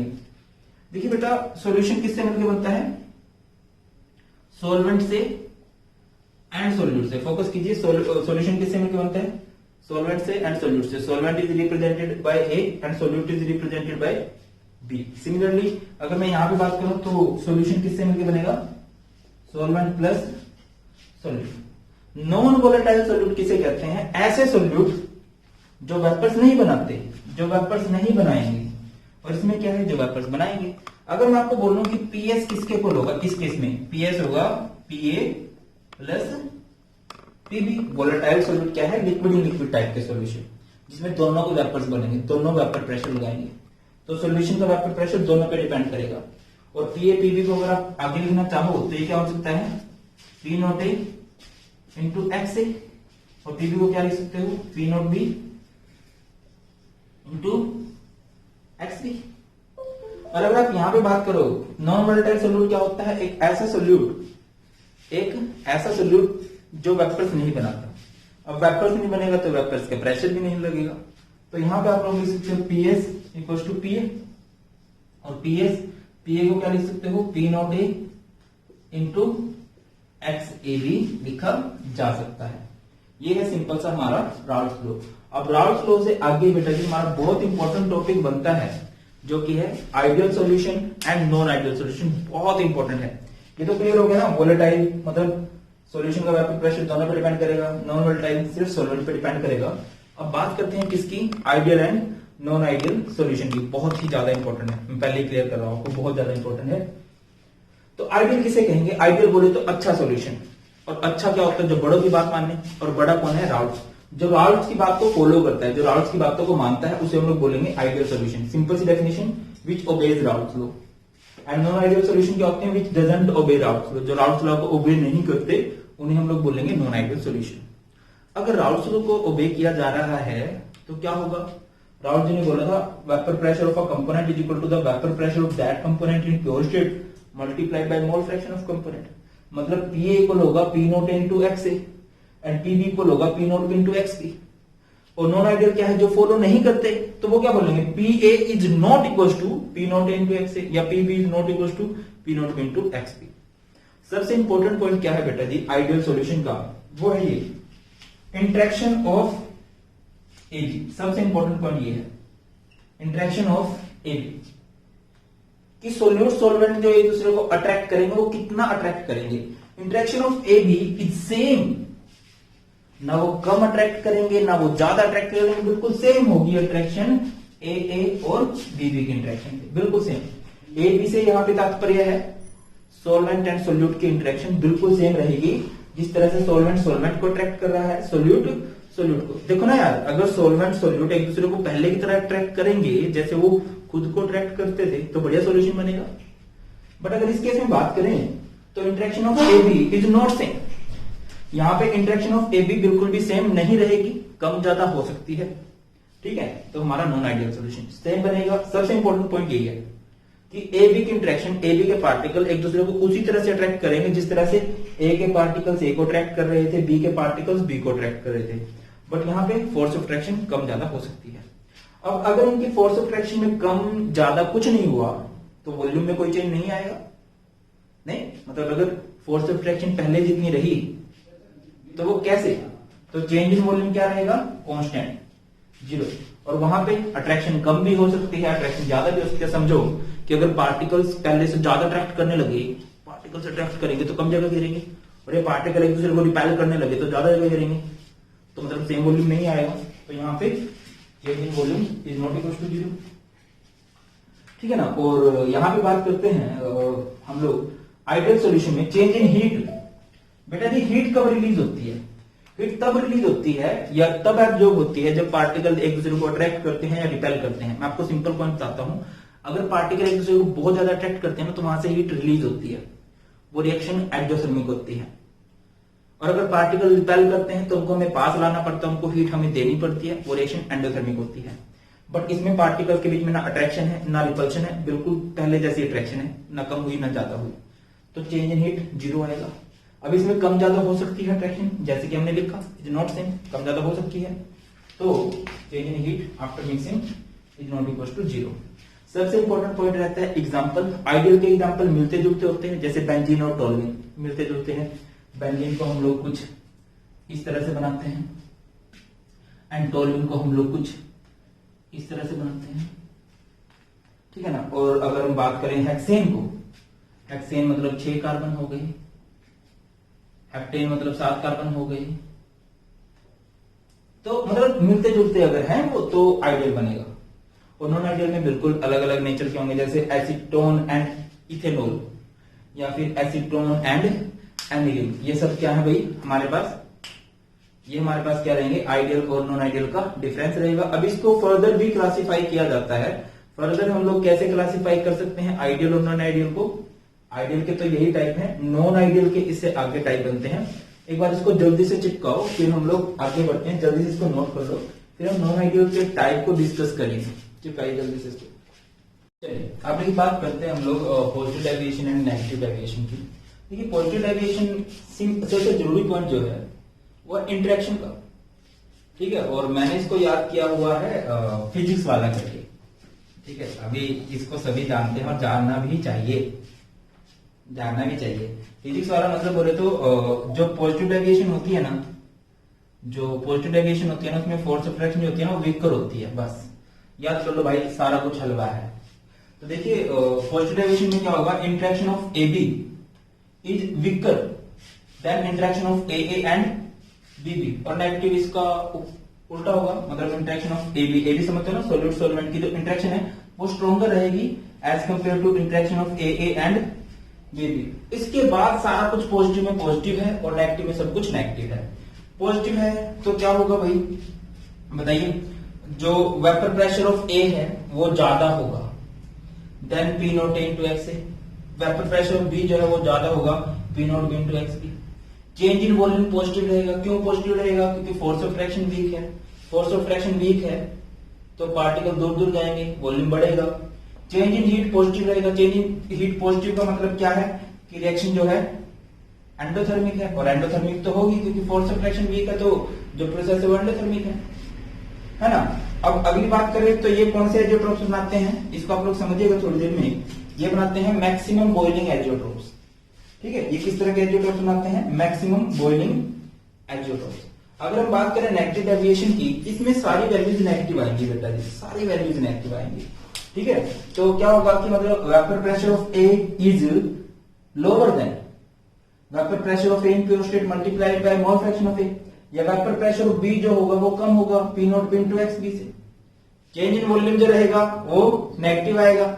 चेंज इन वॉल्यूम नेगेटिव क्यों आएगा, क्योंकि फोर्स ऑफ अट्रैक्शन जो है वो बहुत ज्यादा है, और अगर फोर्स ऑफ अट्रैक्शन ज्यादा है तो समझ के चलिए कि पार्टिकल पास आएंगे और वॉल्यूम पहले से घट जाएगा। चेंज इन हीट की बात करें, क्योंकि उनके बीच में अट्रैक्शन है तो रिएक्शन क्या होगी बताइए, रिएक्शन क्या होने वाली है यहाँ पे एक्सोथर्मिक, और एक्सोथर्मिक में हीट रिलीज होती है और डेल्टा एच क्या होता है नेगेटिव। और ये किस तरह के एजियोट्रोप्स बनाते हैं, ये बनाते हैं मिनिमम बॉइलिंग एजियोट्रोप्स। बात करते हैं एग्जांपल की। पॉजिटिव का एग्जांपल क्या रहेगा, एसीटोन प्लस इथेनॉल। इसको ज्यादा आसानी से आप लोग कैसे याद रख सकते हो कि इनके बीच में ऑलरेडी पहले हाइड्रोजन बॉन्ड था और बाद में वो हाइड्रोजन बॉन्ड ब्रेक हो गया, वाटर प्लस मिथेनॉल। और इसमें बात करें तो इसमें हाइड्रोजन बॉन्ड एक तरह से क्रिएट होगा, हाइड्रोजन बॉन्ड क्रिएट होगा तो फोर्स ऑफ फ्रैक्शन स्ट्रॉन्ग होगी, वॉल्यूम भी घटेगा, ठीक है, और हीट रिलीज होगी। क्लियर है कि नहीं। चलिए अभी आगे बढ़ते हैं। सर ये मैक्सिमम और मिनिमम का क्या फंडा है, एजियोट्रोप्स किसे कहते हैं, those mixtures which boils at constant temperature. वो मिक्सचर भाई जो कांस्टेंट टेम्परेचर पे बॉइल्स होते हैं, ठीक है, उनका जो बॉइलिंग पॉइंट होता है वो फिक्स होता है, एक फिक्स टेम्परेचर पे बॉइल हो। अब बेटा जी यहाँ से दो तरह के एजियोट्रोप्स बन के निकलते हैं, एक होता है मिनिमम, एक होता है मैक्सिमम। मिनिमम किसे कहेंगे, whose boiling point is lower than their constituents. उनका जो बॉइलिंग पॉइंट होगा उनके कॉन्स्टिट्यूएंट से कम होगा। और मैक्सिमम क्या होगा, whose boiling point is higher than their constituent. I think कुछ गलती हुई है उनसे, ये नेगेटिव वाले मिनिमम नहीं बनाते हैं, नेगेटिव वाले बनाते हैं मैक्सिमम, मैक्सिमम बॉइलिंग एजियोट्रोप्स बनाते हैं। याद रखिएगा। और ये बनाते हैं मिनिमम बॉइलिंग एजियोट्रोप्स। ये मिनिमम बनाते हैं, वो मैक्सिमम बनाते हैं। चलिए मैं क्या कहना चाह रहा हूं, लोअर देन देयर कॉन्स्टिट्यूएंट्स। मान के चलो ए है, बी है, आत्माराम है, बबीता जी है, और उन्होंने मिलकर एक प्रोडक्ट लॉन्च किया जिसे हम लोग छोटू बोलते हैं। आत्माराम जी ने पढ़ाई की है मान लेते हैं 10वीं क्लास तक, बबीता जी ने पढ़ाई की है 12वीं क्लास तक, और छोटू जो है वो ग्रेजुएट कर जाए, ग्रेजुएशन कर जाए। अगर वो ग्रेजुएशन कर गया तो हम क्या बोलेंगे कि भाई उनसे ज्यादा पढ़ गया, वो जिनसे मिलके बना उनसे ज्यादा पढ़ गया, तो ये मैक्सिमम बोलिंग एजियोट्रोप्स है। और अगर इन केस ये पट्टा 5वीं में फेल हो गया, ये 5th फेल है, तो ये अपने माँ बाप से कम पढ़ के गया है, और माँ बाप से अगर कम पढ़ के गया है तो ये मिनिमम होगा। ठीक है, मिनिमम क्या होते हैं, जो अपने कॉन्स्टिट्यूएंट से कम पे बॉयल हो।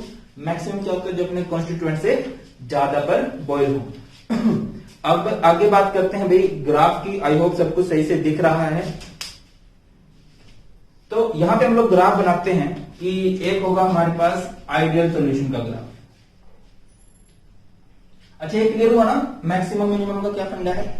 मैक्सिमम जो अपने कॉन्स्टिट्यूएंट से ज्यादा पे बॉइल होते हैं, मिनिमम जो अपने कॉन्स्टिट्यूएंट से कम पे बॉइल होते हैं। अच्छा आइडियल का ग्राफ कैसे बना सकते हो आप लोग, फोकस कीजिए, इस तरफ रखिए, इस तरफ हम लोग ये देते हैं वेपर प्रेशर, इस तरफ हम लोग ये देते हैं मोल फ्रैक्शन। ठीक है ना, फोकस कीजिएगा।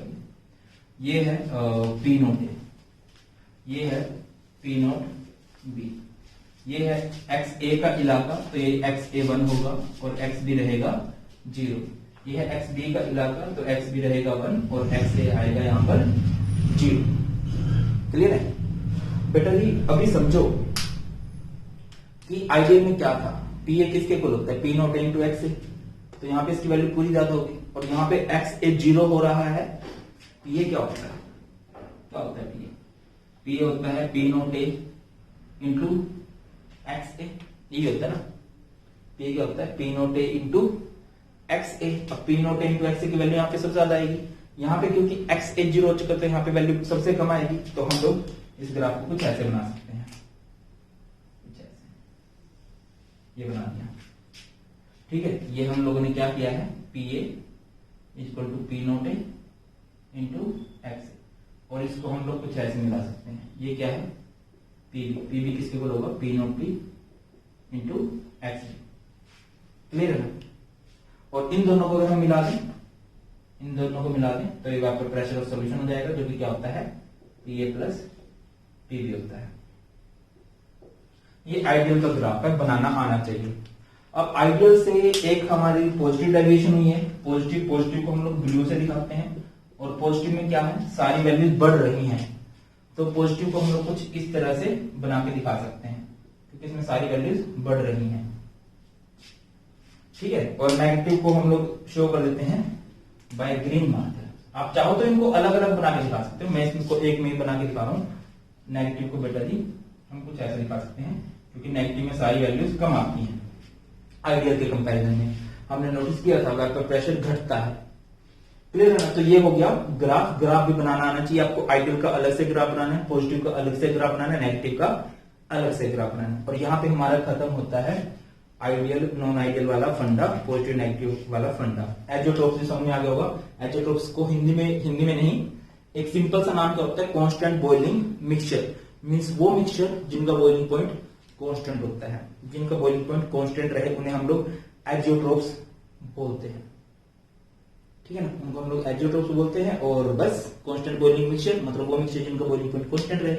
दो टाइप के होते हैं, मैक्सिमम मिनिमम। मैक्सिमम जो अपने कॉन्स्टिट्यूएंट से ज्यादा पे बॉइल हो, और मिनिमम जो कम पे बॉइल हो। एग्जाम्पल आप वहां से कर ही लोगे। एक बार जल्दी से सारे को चिपकाओ, फिर आगे बढ़ते हैं। कोलिगेटिव प्रॉपर्टी जो इस चैप्टर का सबसे ज्यादा स्कोरिंग टॉपिक है, चिपकाओ जल्दी से। तो अभी बात करते हैं इस चैप्टर के सबसे इंपॉर्टेंट टॉपिक की, जो कि हमारे पास है कोलिगेटिव प्रॉपर्टी। और अगर मैं बात करूं इससे रिलेटेड कितने क्वेश्चन बने हुए हैं हमारे, अप्रोक्स 50 प्लस। ठीक है, वैसे मैंने वीडियो बनाई हुई है 70 most important topic of chemistry, उसमें आप देख सकते हो। केमिस्ट्री के 70 सबसे ज्यादा इंपॉर्टेंट टॉपिक कौन से हैं। ठीक है, चलिए अभी बात करते हैं कोलिगेटिव प्रॉपर्टीज किसे कहते हैं। Those properties which depends upon number of moles of solute और amount of solute doesn't depends upon nature of solute और सॉल्वेंट। वो प्रॉपर्टी जिनकी वैल्यू डिपेंड करती है अमाउंट पे। याद है थर्मोडायनेमिक्स में आपने कुछ पढ़ा होगा एक एक्सटेंसिव प्रॉपर्टी करके। एक्सटेंसिव प्रॉपर्टीज कौन सी होती थी, जो अमाउंट पे डिपेंड करती थी। सेम कुछ फंडा यहाँ पे भी है, बट यहाँ पे किसके अमाउंट पे डिपेंड करेगी, सोल्यूट के अमाउंट पे डिपेंड करेगी। ये एक तरह से डेमोक्रेसी की तरह होता है। जैसे डेमोक्रेसी में क्या मैटर करता है, नंबर ऑफ वोट्स, जिसको ज्यादा वोट मिल जाएंगे वो विनर हो जाएगा। सेम फंडा यहाँ पे है, जितना ज्यादा अमाउंट होगा, अमाउंट की स्पेलिंग गलत है, क्षमा कर दीजिए। ठीक है, जितना ज्यादा अमाउंट रहेगा ना उतना ही ज्यादा वैल्यू आएगी। 4 तरह की कोलिगेटिव प्रॉपर्टी होती है, relative lowering in vapour pressure, elevation in boiling point, depression in freezing point, osmotic pressure. इन चारों को हमने पढ़ना है। सबसे इंपॉर्टेंट बात करें तो ये 3 है, इसके बारे में ज्यादा जिक्र नहीं किया गया है, बट थोड़ा सा तो हमें पढ़ना ही पड़ेगा ना। तो relative lowering in vapour pressure क्या होता है इसको समझिए। मैं आपको एक बर्तन दे रहा हूं, मान लीजिए ये एक बर्तन है और इसमें हमने पानी भर दिया। ठीक है, पानी भर दिया बेटे। अब पानी है तो क्या होगा, सॉल्वेंट होगा।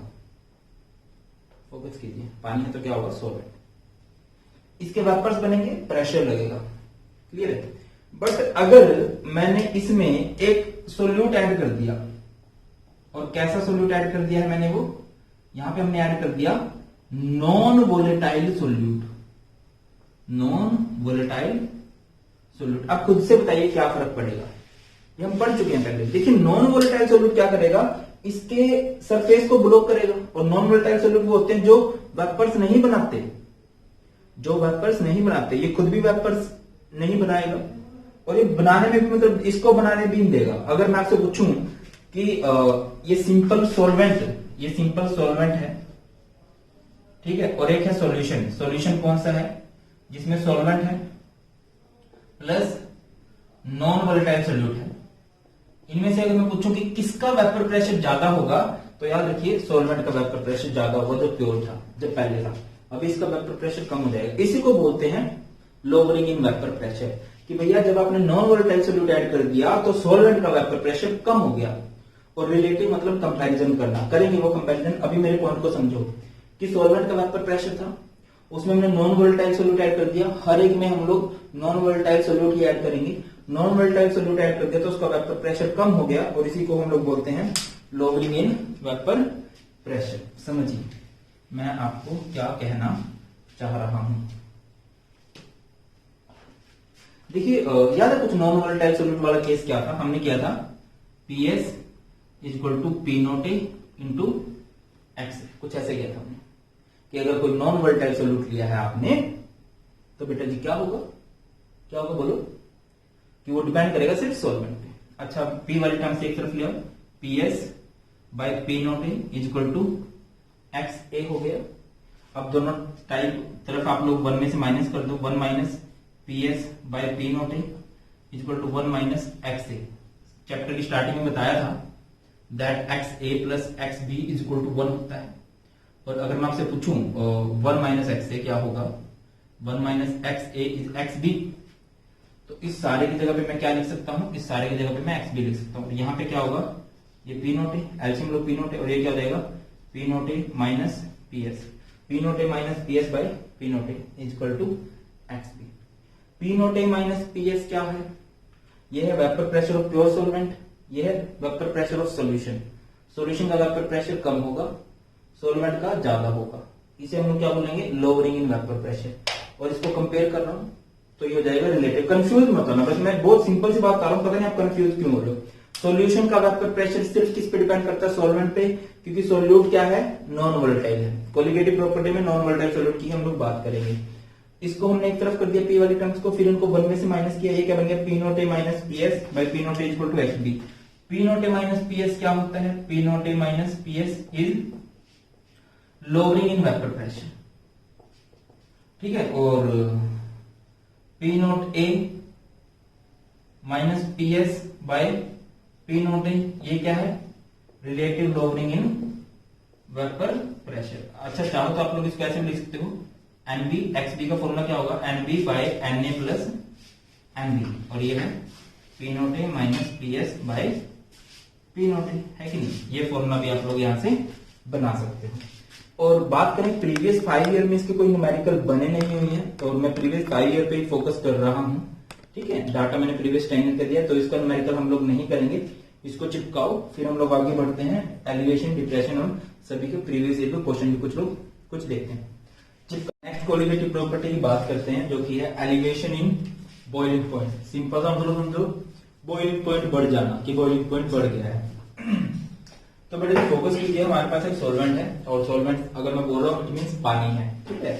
पानी है, पानी को उबालेंगे, आपको पता है कि वो कितने डिग्री सेल्सियस पे बॉइल हो जाएगा, 100 डिग्री सेल्सियस पे। इसका जो बॉइलिंग पॉइंट होता है वो 100 डिग्री सेल्सियस होता है।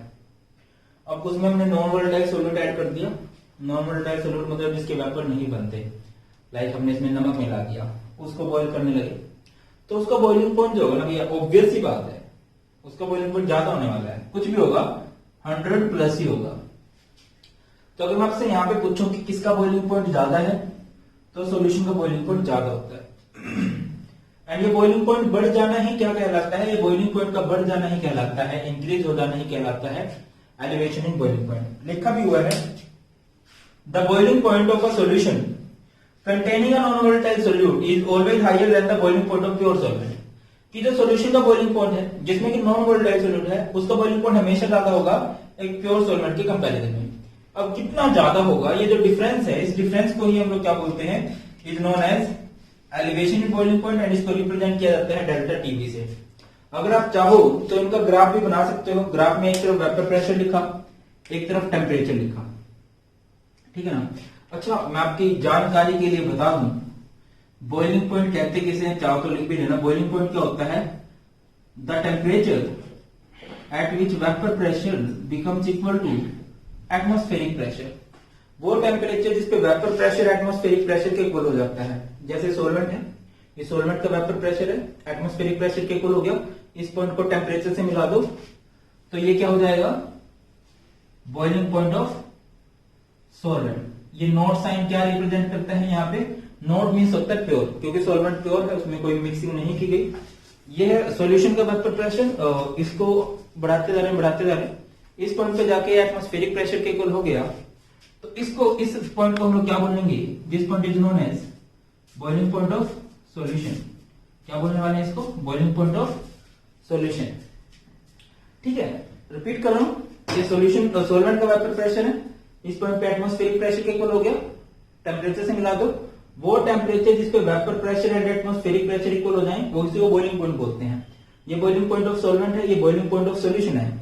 और इन दोनों का जो डिफरेंस है, ज्यादा में से कम माइनस करेंगे ना, TB minus T not be. Delta TB क्या होता है, एलिवेशन बॉइलिंग पॉइंट, जिसका फॉर्म होता है TB minus T not be. Mathematically क्या ऑब्जर्व किया गया, that elevation in boiling point, elevation in boiling point is proportional to molar concentration या मोलैरिटी।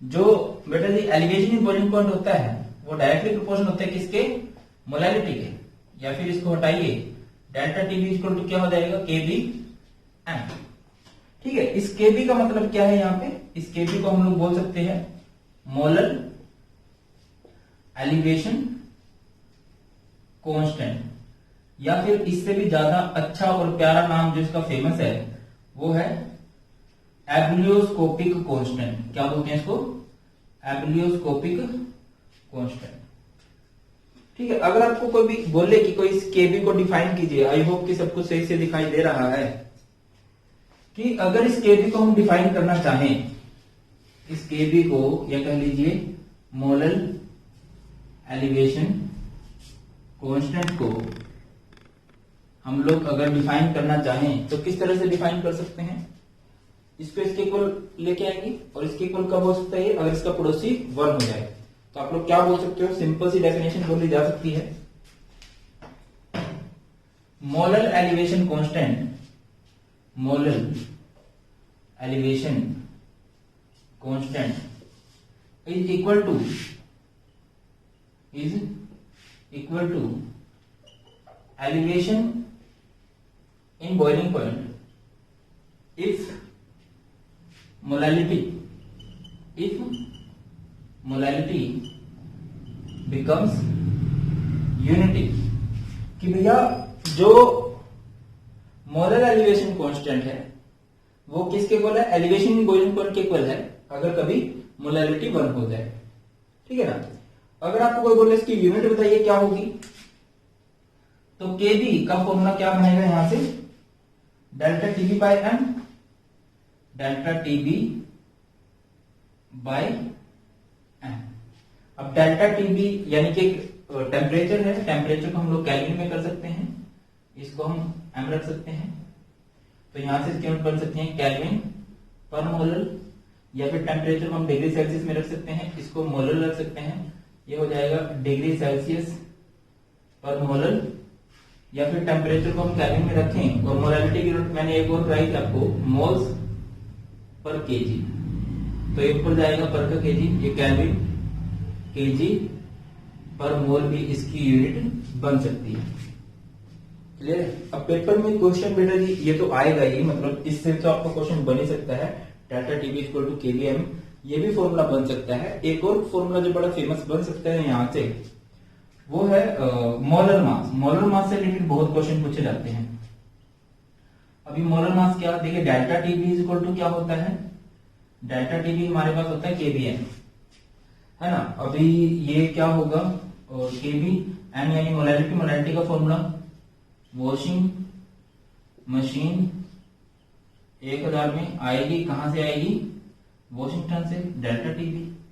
अगर आप चाहो तो यहां से एमबी भी निकाल सकते हो, तो एमबी क्या हो जाएगा, MB equal to KB into में डब्ल्यूबी इंटू में 1000 बाय डेल्टा टीबी, और ये WAG। इस तरह से ये आपका बन जाएगा। न्यूमेरिकल सॉल्व करना सकते हैं, molar mass of solute calculate कीजिए, तो यहां से आप मोलर मास ऑफ सॉल्यूट भी कैलकुलेट कर सकते हैं। बहुत इंपॉर्टेंट क्वेश्चन बनता है। अगर पेपर में कभी क्वेश्चन आ जाए prove that it is a colligative property, तो आप कैसे प्रूव करोगे। कोलिगेटिव प्रॉपर्टी किसे कहते हैं, which depends upon number of moles of solute. और अगर यहां से delta TB is equal to KB और एमबी क्या है, ये मोलैलिटी क्या होता है, number of moles of solute, and by weight of solvent in KG. और यहां से एक चीज आपको क्लियर हो रही होगी कि जो एलिवेशन बॉइलिंग पॉइंट है वो डिपेंड करता है किस पे, number of moles of solute पे। तो हम लोग इसे बोल सकते हैं कि ये क्या है, एक कोलिगेटिव प्रॉपर्टी है। तो एक बार जल्दी से इसको चिपका लीजिए। एंड न्यूमेरिकल्स के लिए क्या करेंगे ना, एक सेपरेट कोर्स ही बनाएंगे, ठीक है, अदरवाइज ये वन शॉट लेंथ हो जाएगा, फिर तुम्हें ना वो कॉन्फिडेंस नहीं आएगा। तो एक बार सारे फॉर्मूला वगैरह कर लेना और फिर न्यूमेरिकल्स के लिए अलग से वन शॉट बना देंगे। जल्दी से चिपकाओ, फिर आगे बढ़ते हैं।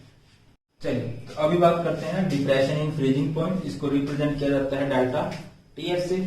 और डिप्रेशन से मतलब समझिए, डिप्रेशन मीन्स होता है कम हो जाना, एलिवेशन का मतलब होता है बढ़ जाना, बढ़ता है बॉइलिंग पॉइंट। किसका बॉइलिंग पॉइंट बढ़ता है, सोल्यूशन का। डिप्रेशन का मतलब होता है कम होना, कम होगा फ्रीजिंग पॉइंट, किसका कम होगा, सोल्यूशन का। तो इसको आप सिंपली बोल सकते हो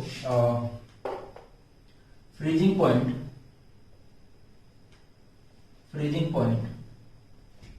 of a solution containing a non-volatile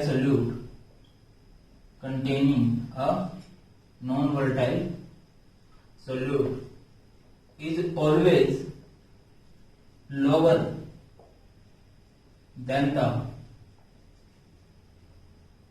freezing point of pure solvent. भैया जो फ्रीजिंग पॉइंट है उस सॉल्यूशन का जिसके पास नॉन वोलेटाइल सॉल्यूट हो, वो हमेशा कम होने वाला है as compare to pure solvent. And this difference in freezing point is called depression in freezing point. इसी को हम लोग क्या बोलते हैं, डिप्रेशन इन फ्रीजिंग पॉइंट भी बोलते हैं। और इसको रिप्रेजेंट किया जाता है डेल्टा टीएफ से। बात करते हैं कि इसका ग्राफ किस तरह से बना सकते हैं हम लोग। आई होप कि सब कुछ दिख रहा होगा सही से। ग्राफ किस तरह से बनाया जाएगा भाई, इस तरफ वेपर प्रेशर लिखेंगे, इस तरफ हम लोग लिखने वाले हैं टेम्परेचर, ठीक है ना। अभी देखो फ्रीज करने के लिए क्या करना पड़ेगा, फ्रीज करने के लिए टेम्परेचर को कम करना पड़ता है ना। तो क्या करेंगे, ये मान लेते हैं ये पॉइंट है, ये है वेपर प्रेशर ऑफ सॉलिड।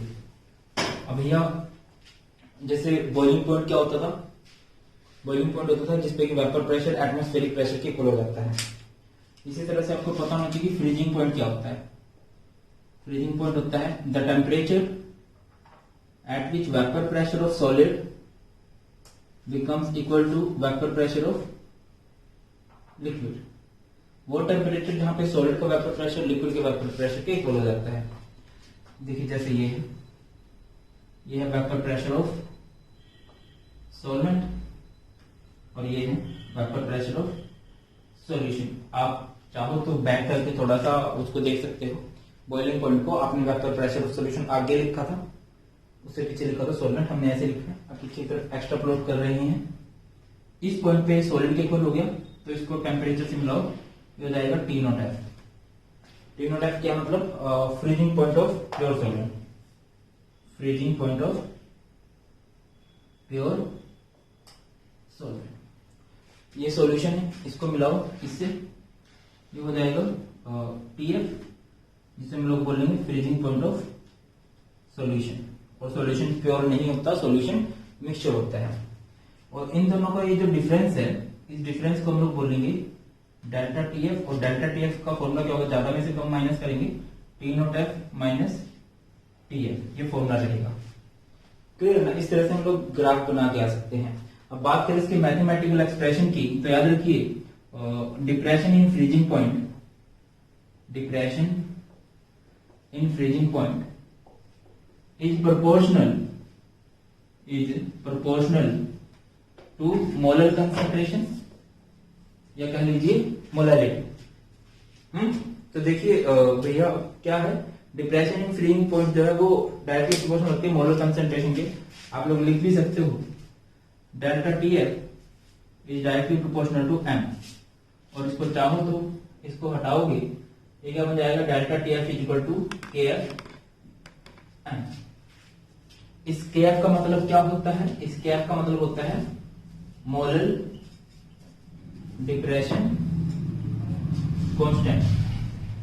और इसका एक और नाम बहुत फेमस है जो कि है क्रायोस्कोपिक कांस्टेंट, क्रायोस्कोपिक कांस्टेंट। ये जो निकनेम है ना, ये अच्छे से याद कर लेना, ठीक है।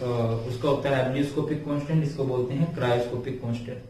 अब जरूरी पॉइंट पे आइए, डिफाइन किस तरह से करेंगे कांस्टेंट को। डिफाइन करने का क्या होता है, इक्वल वाले के इक्वल प्रूव कर दो और पड़ोसी को 1 कर दो, तभी होगा। तो आप लोग लिख सकते हो मोलर डिप्रेशन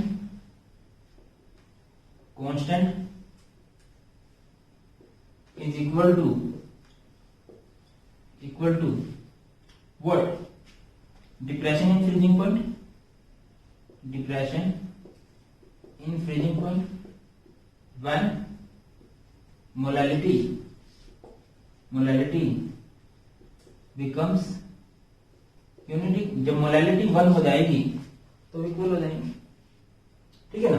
और अगर आप कोई यूनिट करने को बोल रहे हो तो बेटा जी यूनिट बिल्कुल सेम है, आप चाहो तो कर भी सकते हो। के एफ को एक तरफ रखोगे तो एक वन में चला जाएगा, ये बन जाएगा delta T F by M. Delta T F को केल्विन में एक्सप्रेस कर लो और मोलैलिटी को मोल्स पर केजी में, तो यहां से यूनिट क्या बन जाएगी, केल्विन केजी पर मोल। इस तरह से अगर आपसे कोई पूछे, देखिए डेल्टा टी एफ का फॉर्मूला क्या है, डेल्टा टी एफ का फॉर्मूला है के एफ एम, ठीक है ना। और एम यानी मोलैलिटी का फॉर्मूला क्या है, वॉशिंग मशीन 1000 में आएगी, कहां से आएगी भैया, वॉशिंगटन से। ठीक, इसका फॉर्मूला है डेल्टा टी एफ का। एम बी को उधर ले जाओ तो यहां से मोलर मास ऑफ सॉलिड भी आप लोग निकाल सकते हो, ये बन जाएगा के एफ और ये यहां पर है डब्ल्यू बी इंटू में 1000 by delta T F into में W A G. M B को उधर लेंगे, डेल्टा टी एफ को उधर ले आए हैं। बाकी मोलरिटी आपको पता ही होगा सारे का सारा। तो ये हो गया हमारे पास कौन सा भाई, सारे का सारा टॉपिक हमारा depression in freezing point and कैसे हम लोग इससे molar mass of solid calculate कर सकते हैं। एक बार जल्दी से इस सारे को नोट कर लीजिए और फिर हम लोग आगे मूव करते हैं और लास्ट कोलिगेटिव प्रॉपर्टी की तरफ चलते हैं। उससे रिलेटेड बहुत क्वेश्चन बनते हैं जो कि हमारी है ऑस्मोटिक प्रेशर। चिपकाइए इसको जल्दी से। चलिए तो अभी बात करते हैं लास्ट कोलिगेटिव प्रॉपर्टी जो कि है हमारे पास ऑस्मोटिक प्रेशर। इसे रिप्रेजेंट किया जाता है पी और पाई से। एक सिंपल एग्जांपल समझते हैं, फोकस कीजिएगा। जैसे हमारे पास दो कंटेनर हैं और हमने इसको कुछ इस तरह से जोड़ रखा है, इस तरह से है,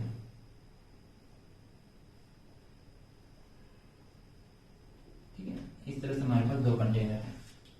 तो यहाँ पे हमने एक सॉल्यूशन ले लिया जो पानी से और शुगर से, सोर्स से, जिससे भी मिला हुआ है। यह है सॉल्यूशन, ठीक है। और इस तरफ हम सिर्फ सिंपल पानी ले लेते हैं। ये है सॉल्वेंट।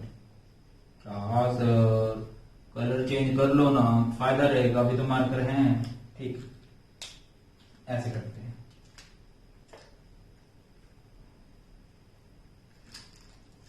तो सिंपल समझिए होगा क्या, ये सॉल्यूशन जो होता है ये हाई कंसेंट्रेशन है एंड ये सॉल्वेंट जो है ये लो कंसेंट्रेशन है। होता क्या है, हमेशा हमेशा की हमेशा हाई कंसेंट्रेशन के पार्टिकल लो की साइड जाएंगे, जाना भी चाहिए। This process is known as diffusion. क्या बोलते हैं इसको, डिफ्यूजन बोलते हैं। क्या होता है diffusion, when high concentration particles move towards lower concentration particle. जब हाई कंसेंट्रेशन के पार्टिकल लो की तरफ जाएं तो उसे बोलते हैं डिफ्यूजन, ठीक है। अभी क्या करेंगे हम लोग, यहाँ पे एक सेटअप लगाएंगे, एक डिवाइस लगाएंगे और इस डिवाइस को बोला जाता है एसपीएम। एसपीएम एसपीएम का मतलब क्या है, एसपीएम की फुल फॉर्म होती है सेमी परमिएबल मेम्ब्रेन। क्या बोलते हैं इसको, सेमी परमिएबल मेम्ब्रेन। क्या करती है semi permeable membrane, which allow only lower concentration particles to pass through. जो सिर्फ लो कंसेंट्रेशन के पार्टिकल्स को ही अपने अंदर से पास होने दे, उसको हम लोग बोलते हैं एसपीएम। तो एसपीएम में क्या होगा, ये लो कंसेंट्रेशन के पार्टिकल्स हाई की तरफ जाएंगे, ये लो वाले पार्टिकल्स किस तरफ जाएंगे, हाई की तरफ। एंड इस प्रोसेस को नाम दिया जाता है ऑस्मोसिस। क्या बोलते हैं इसको, ऑस्मोसिस। ऑस्मोसिस क्या होती है, when lower concentration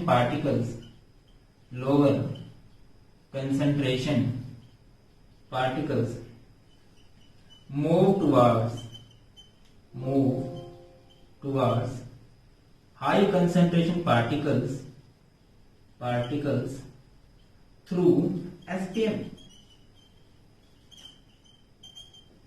semi permeable membrane की तरफ जाएं, सेमी परमिएबल मेम्ब्रेन से हाई कंसेंट्रेशन पार्टिकल की तरफ जाएं तो इसे बोलते हैं ऑस्मोसिस। अब इस ऑस्मोसिस को रोकना है, ये जो लो कंसेंट्रेशन के पार्टिकल्स हाई की साइड जा रहे हैं इसको रोकना है। इसको रोकने के लिए मैंने यहाँ पे एक पिस्टन लगाई, एक प्रेशर लगाया एंड इस प्रेशर को क्या बोला जाता है, ऑस्मोटिक प्रेशर। क्या होता है ऑस्मोटिक प्रेशर भाई, ऑस्मोटिक प्रेशर को क्या होता है, it is the pressure applied on solution side to stop osmosis। ये वो प्रेशर होता है जो सॉल्यूशन की साइड लगाया जाता है सो दैट कि ऑस्मोसिस को रोका जा सके। ऑस्मोसिस को रोकने के लिए जो प्रेशर लगाया जाता है उसको हम लोग ऑस्मोटिक प्रेशर बोलते हैं। और अगर मैंने प्रेशर ज्यादा कर दिया और ज्यादा प्रेशर लगाऊंगा तो उल्टा काम हो जाएगा, हाई वाले लो की तरफ जाएंगे, हाई एंड से लो एंड की तरफ जाने लगेगा एंड इस प्रोसेस को बोलते हैं आरओ। आरओ क्या होती है, रिवर्स ऑस्मोसिस। ऑस्मोसिस आप सबने सुना भी हुआ है, रिवर्स ऑस्मोसिस घरों में यूज किया जाता है पानी को प्योरीफाई करने के लिए, है ना। क्या होगा, मान लो ये गंदा पानी है, इस पे ज्यादा प्रेशर लगाएंगे तो क्या होगा, हाई से लो की तरफ जाने लगेगा। बट ये एसपीएम सिर्फ किसको अलो करती है, लो कंसेंट्रेशन के पार्टिकल को, मतलब पानी में से जो गंदगी है वो सारी इधर रह जाती है, वो उधर पास हो जाएगा। ये रिवर्स ऑस्मोसिस होती है। रिपीट कर रहा हूँ, सबसे सिंपल सेटअप था, हाई से लो की तरफ डिफ्यूजन, सेमी परमेबल मेम्ब्रेन लगाई, लो से हाई की तरफ जाने लगे ऑस्मोसिस। ऑस्मोसिस को रोकने के लिए जो प्रेशर लगाया, ऑस्मोटिक प्रेशर, ऑस्मोटिक प्रेशर से ज्यादा प्रेशर लगा दिया तो रिवर्स ऑस्मोसिस हो जाता है। अब हमारा टॉपिक है ऑस्मोटिक प्रेशर। अभी ऑस्मोटिक प्रेशर जो डिपेंड करता है, ऑस्मोटिक प्रेशर जो डिपेंड करता है भाई, ऑस्मोटिक प्रेशर जो डिपेंड्स करता है, डिपेंड्स अपॉन दो फैक्टर पे डिपेंड करता है, या डायरेक्टली प्रोपोर्शनल है किस किस के, first is temperature, second is molar concentration. ठीक है, ऑस्मोटिक प्रेशर दो फैक्टर के डायरेक्टली प्रोपोर्शनल रहता है, means P is directly proportional to T and P is directly proportional to M।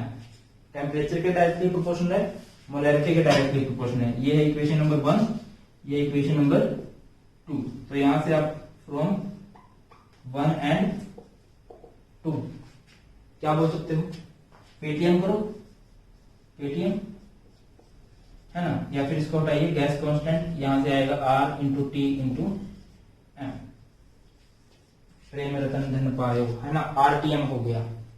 Are क्या है यहाँ पे, गैस कांस्टेंट, पी की जगह पे पाई भी यूज कर सकते हैं और मोलैरिटी की जगह पे सी भी यूज कर सकते हैं, कंसेंट्रेशन, और कंसेंट्रेशन मोलैरिटी को ही बोला जाता है।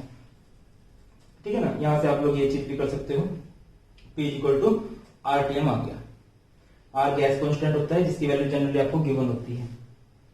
बस अभी अगला काम क्या करना आ सकता है कि आप मोलर मास ऑफ सॉल्यूट कैसे निकालोगे, तो P इक्वल टू क्या है, R into T into M, R into T और M। मोलैरिटी का फॉर्मूला क्या होता है, वॉशिंग मशीन 1000 में देगी कौन, विमला। ये है ऑस्मोटिक प्रेशर का फॉर्मूला। एमबी को उधर ले जाओ, एमबी ये हो जाएगा R into T into W B into 1000 by T into में VML। एमबी निकाला जा सकता है, मोलर मास ऑफ सॉल्यूट यहां से निकाला जा सकता है। क्लियर है। अच्छा, अगर कभी ऐसा हो जाए कि दो सॉल्यूशन है, मैं पाई से रिप्रेजेंट करता हूं यहाँ पे, पाई ए इक्वल टू पाई बी। अगर कभी ऐसा हो जाए कि दो सॉल्यूशन का ऑस्मोटिक प्रेशर सेम हो जाए, तो याद रखिएगा उन्हें क्या बोलते हैं, आइसोटोनिक सॉल्यूशन बोलते हैं, आइसोटोनिक सॉल्यूशन बोला जाता है। अगर कभी ऐसा हो जाए कि एक का ऑस्मोटिक प्रेशर ज्यादा है और एक का ऑस्मोटिक प्रेशर कम है, जिसका ऑस्मोटिक प्रेशर ज्यादा है उसे बोलेंगे हाइपरटोनिक, और जिसका ऑस्मोटिक प्रेशर कम है उसे बोलेंगे हाइपोटोनिक। हाइपरटोनिक जिसका ऑस्मोटिक प्रेशर ज्यादा, हाइपोटोनिक जिसका ऑस्मोटिक प्रेशर कम। तो ये हमारा सिंपल सा ऑस्मोटिक प्रेशर। अगर आपसे पूछा जाए रिवर्स ऑस्मोसिस का यूज कहां पे किया जाता है, for the desalination of water, water से सॉल्ट का रिमूवल करने के लिए भी यूज किया जाता है। तो बेटा ये था वन शॉट, जिसमें हमने हर एक टॉपिक को टच किया है, अच्छे से टच किया है जितना आपको एग्जाम्स के अंदर पूछा जाता है। इसके अलावा मैं बोलूंगा, देखिए बेस्ट हैंड रिटन नोट्स आपको लिंक डिस्क्रिप्शन में मिल जाएगा, वहां से डाउनलोड कर लीजिए, फायदा उठाइए। और एक हम्बल और रिक्वेस्ट है कि आप लोगों के लाइक, शेयर और सब्सक्राइब से मोटिवेशन मिलता है।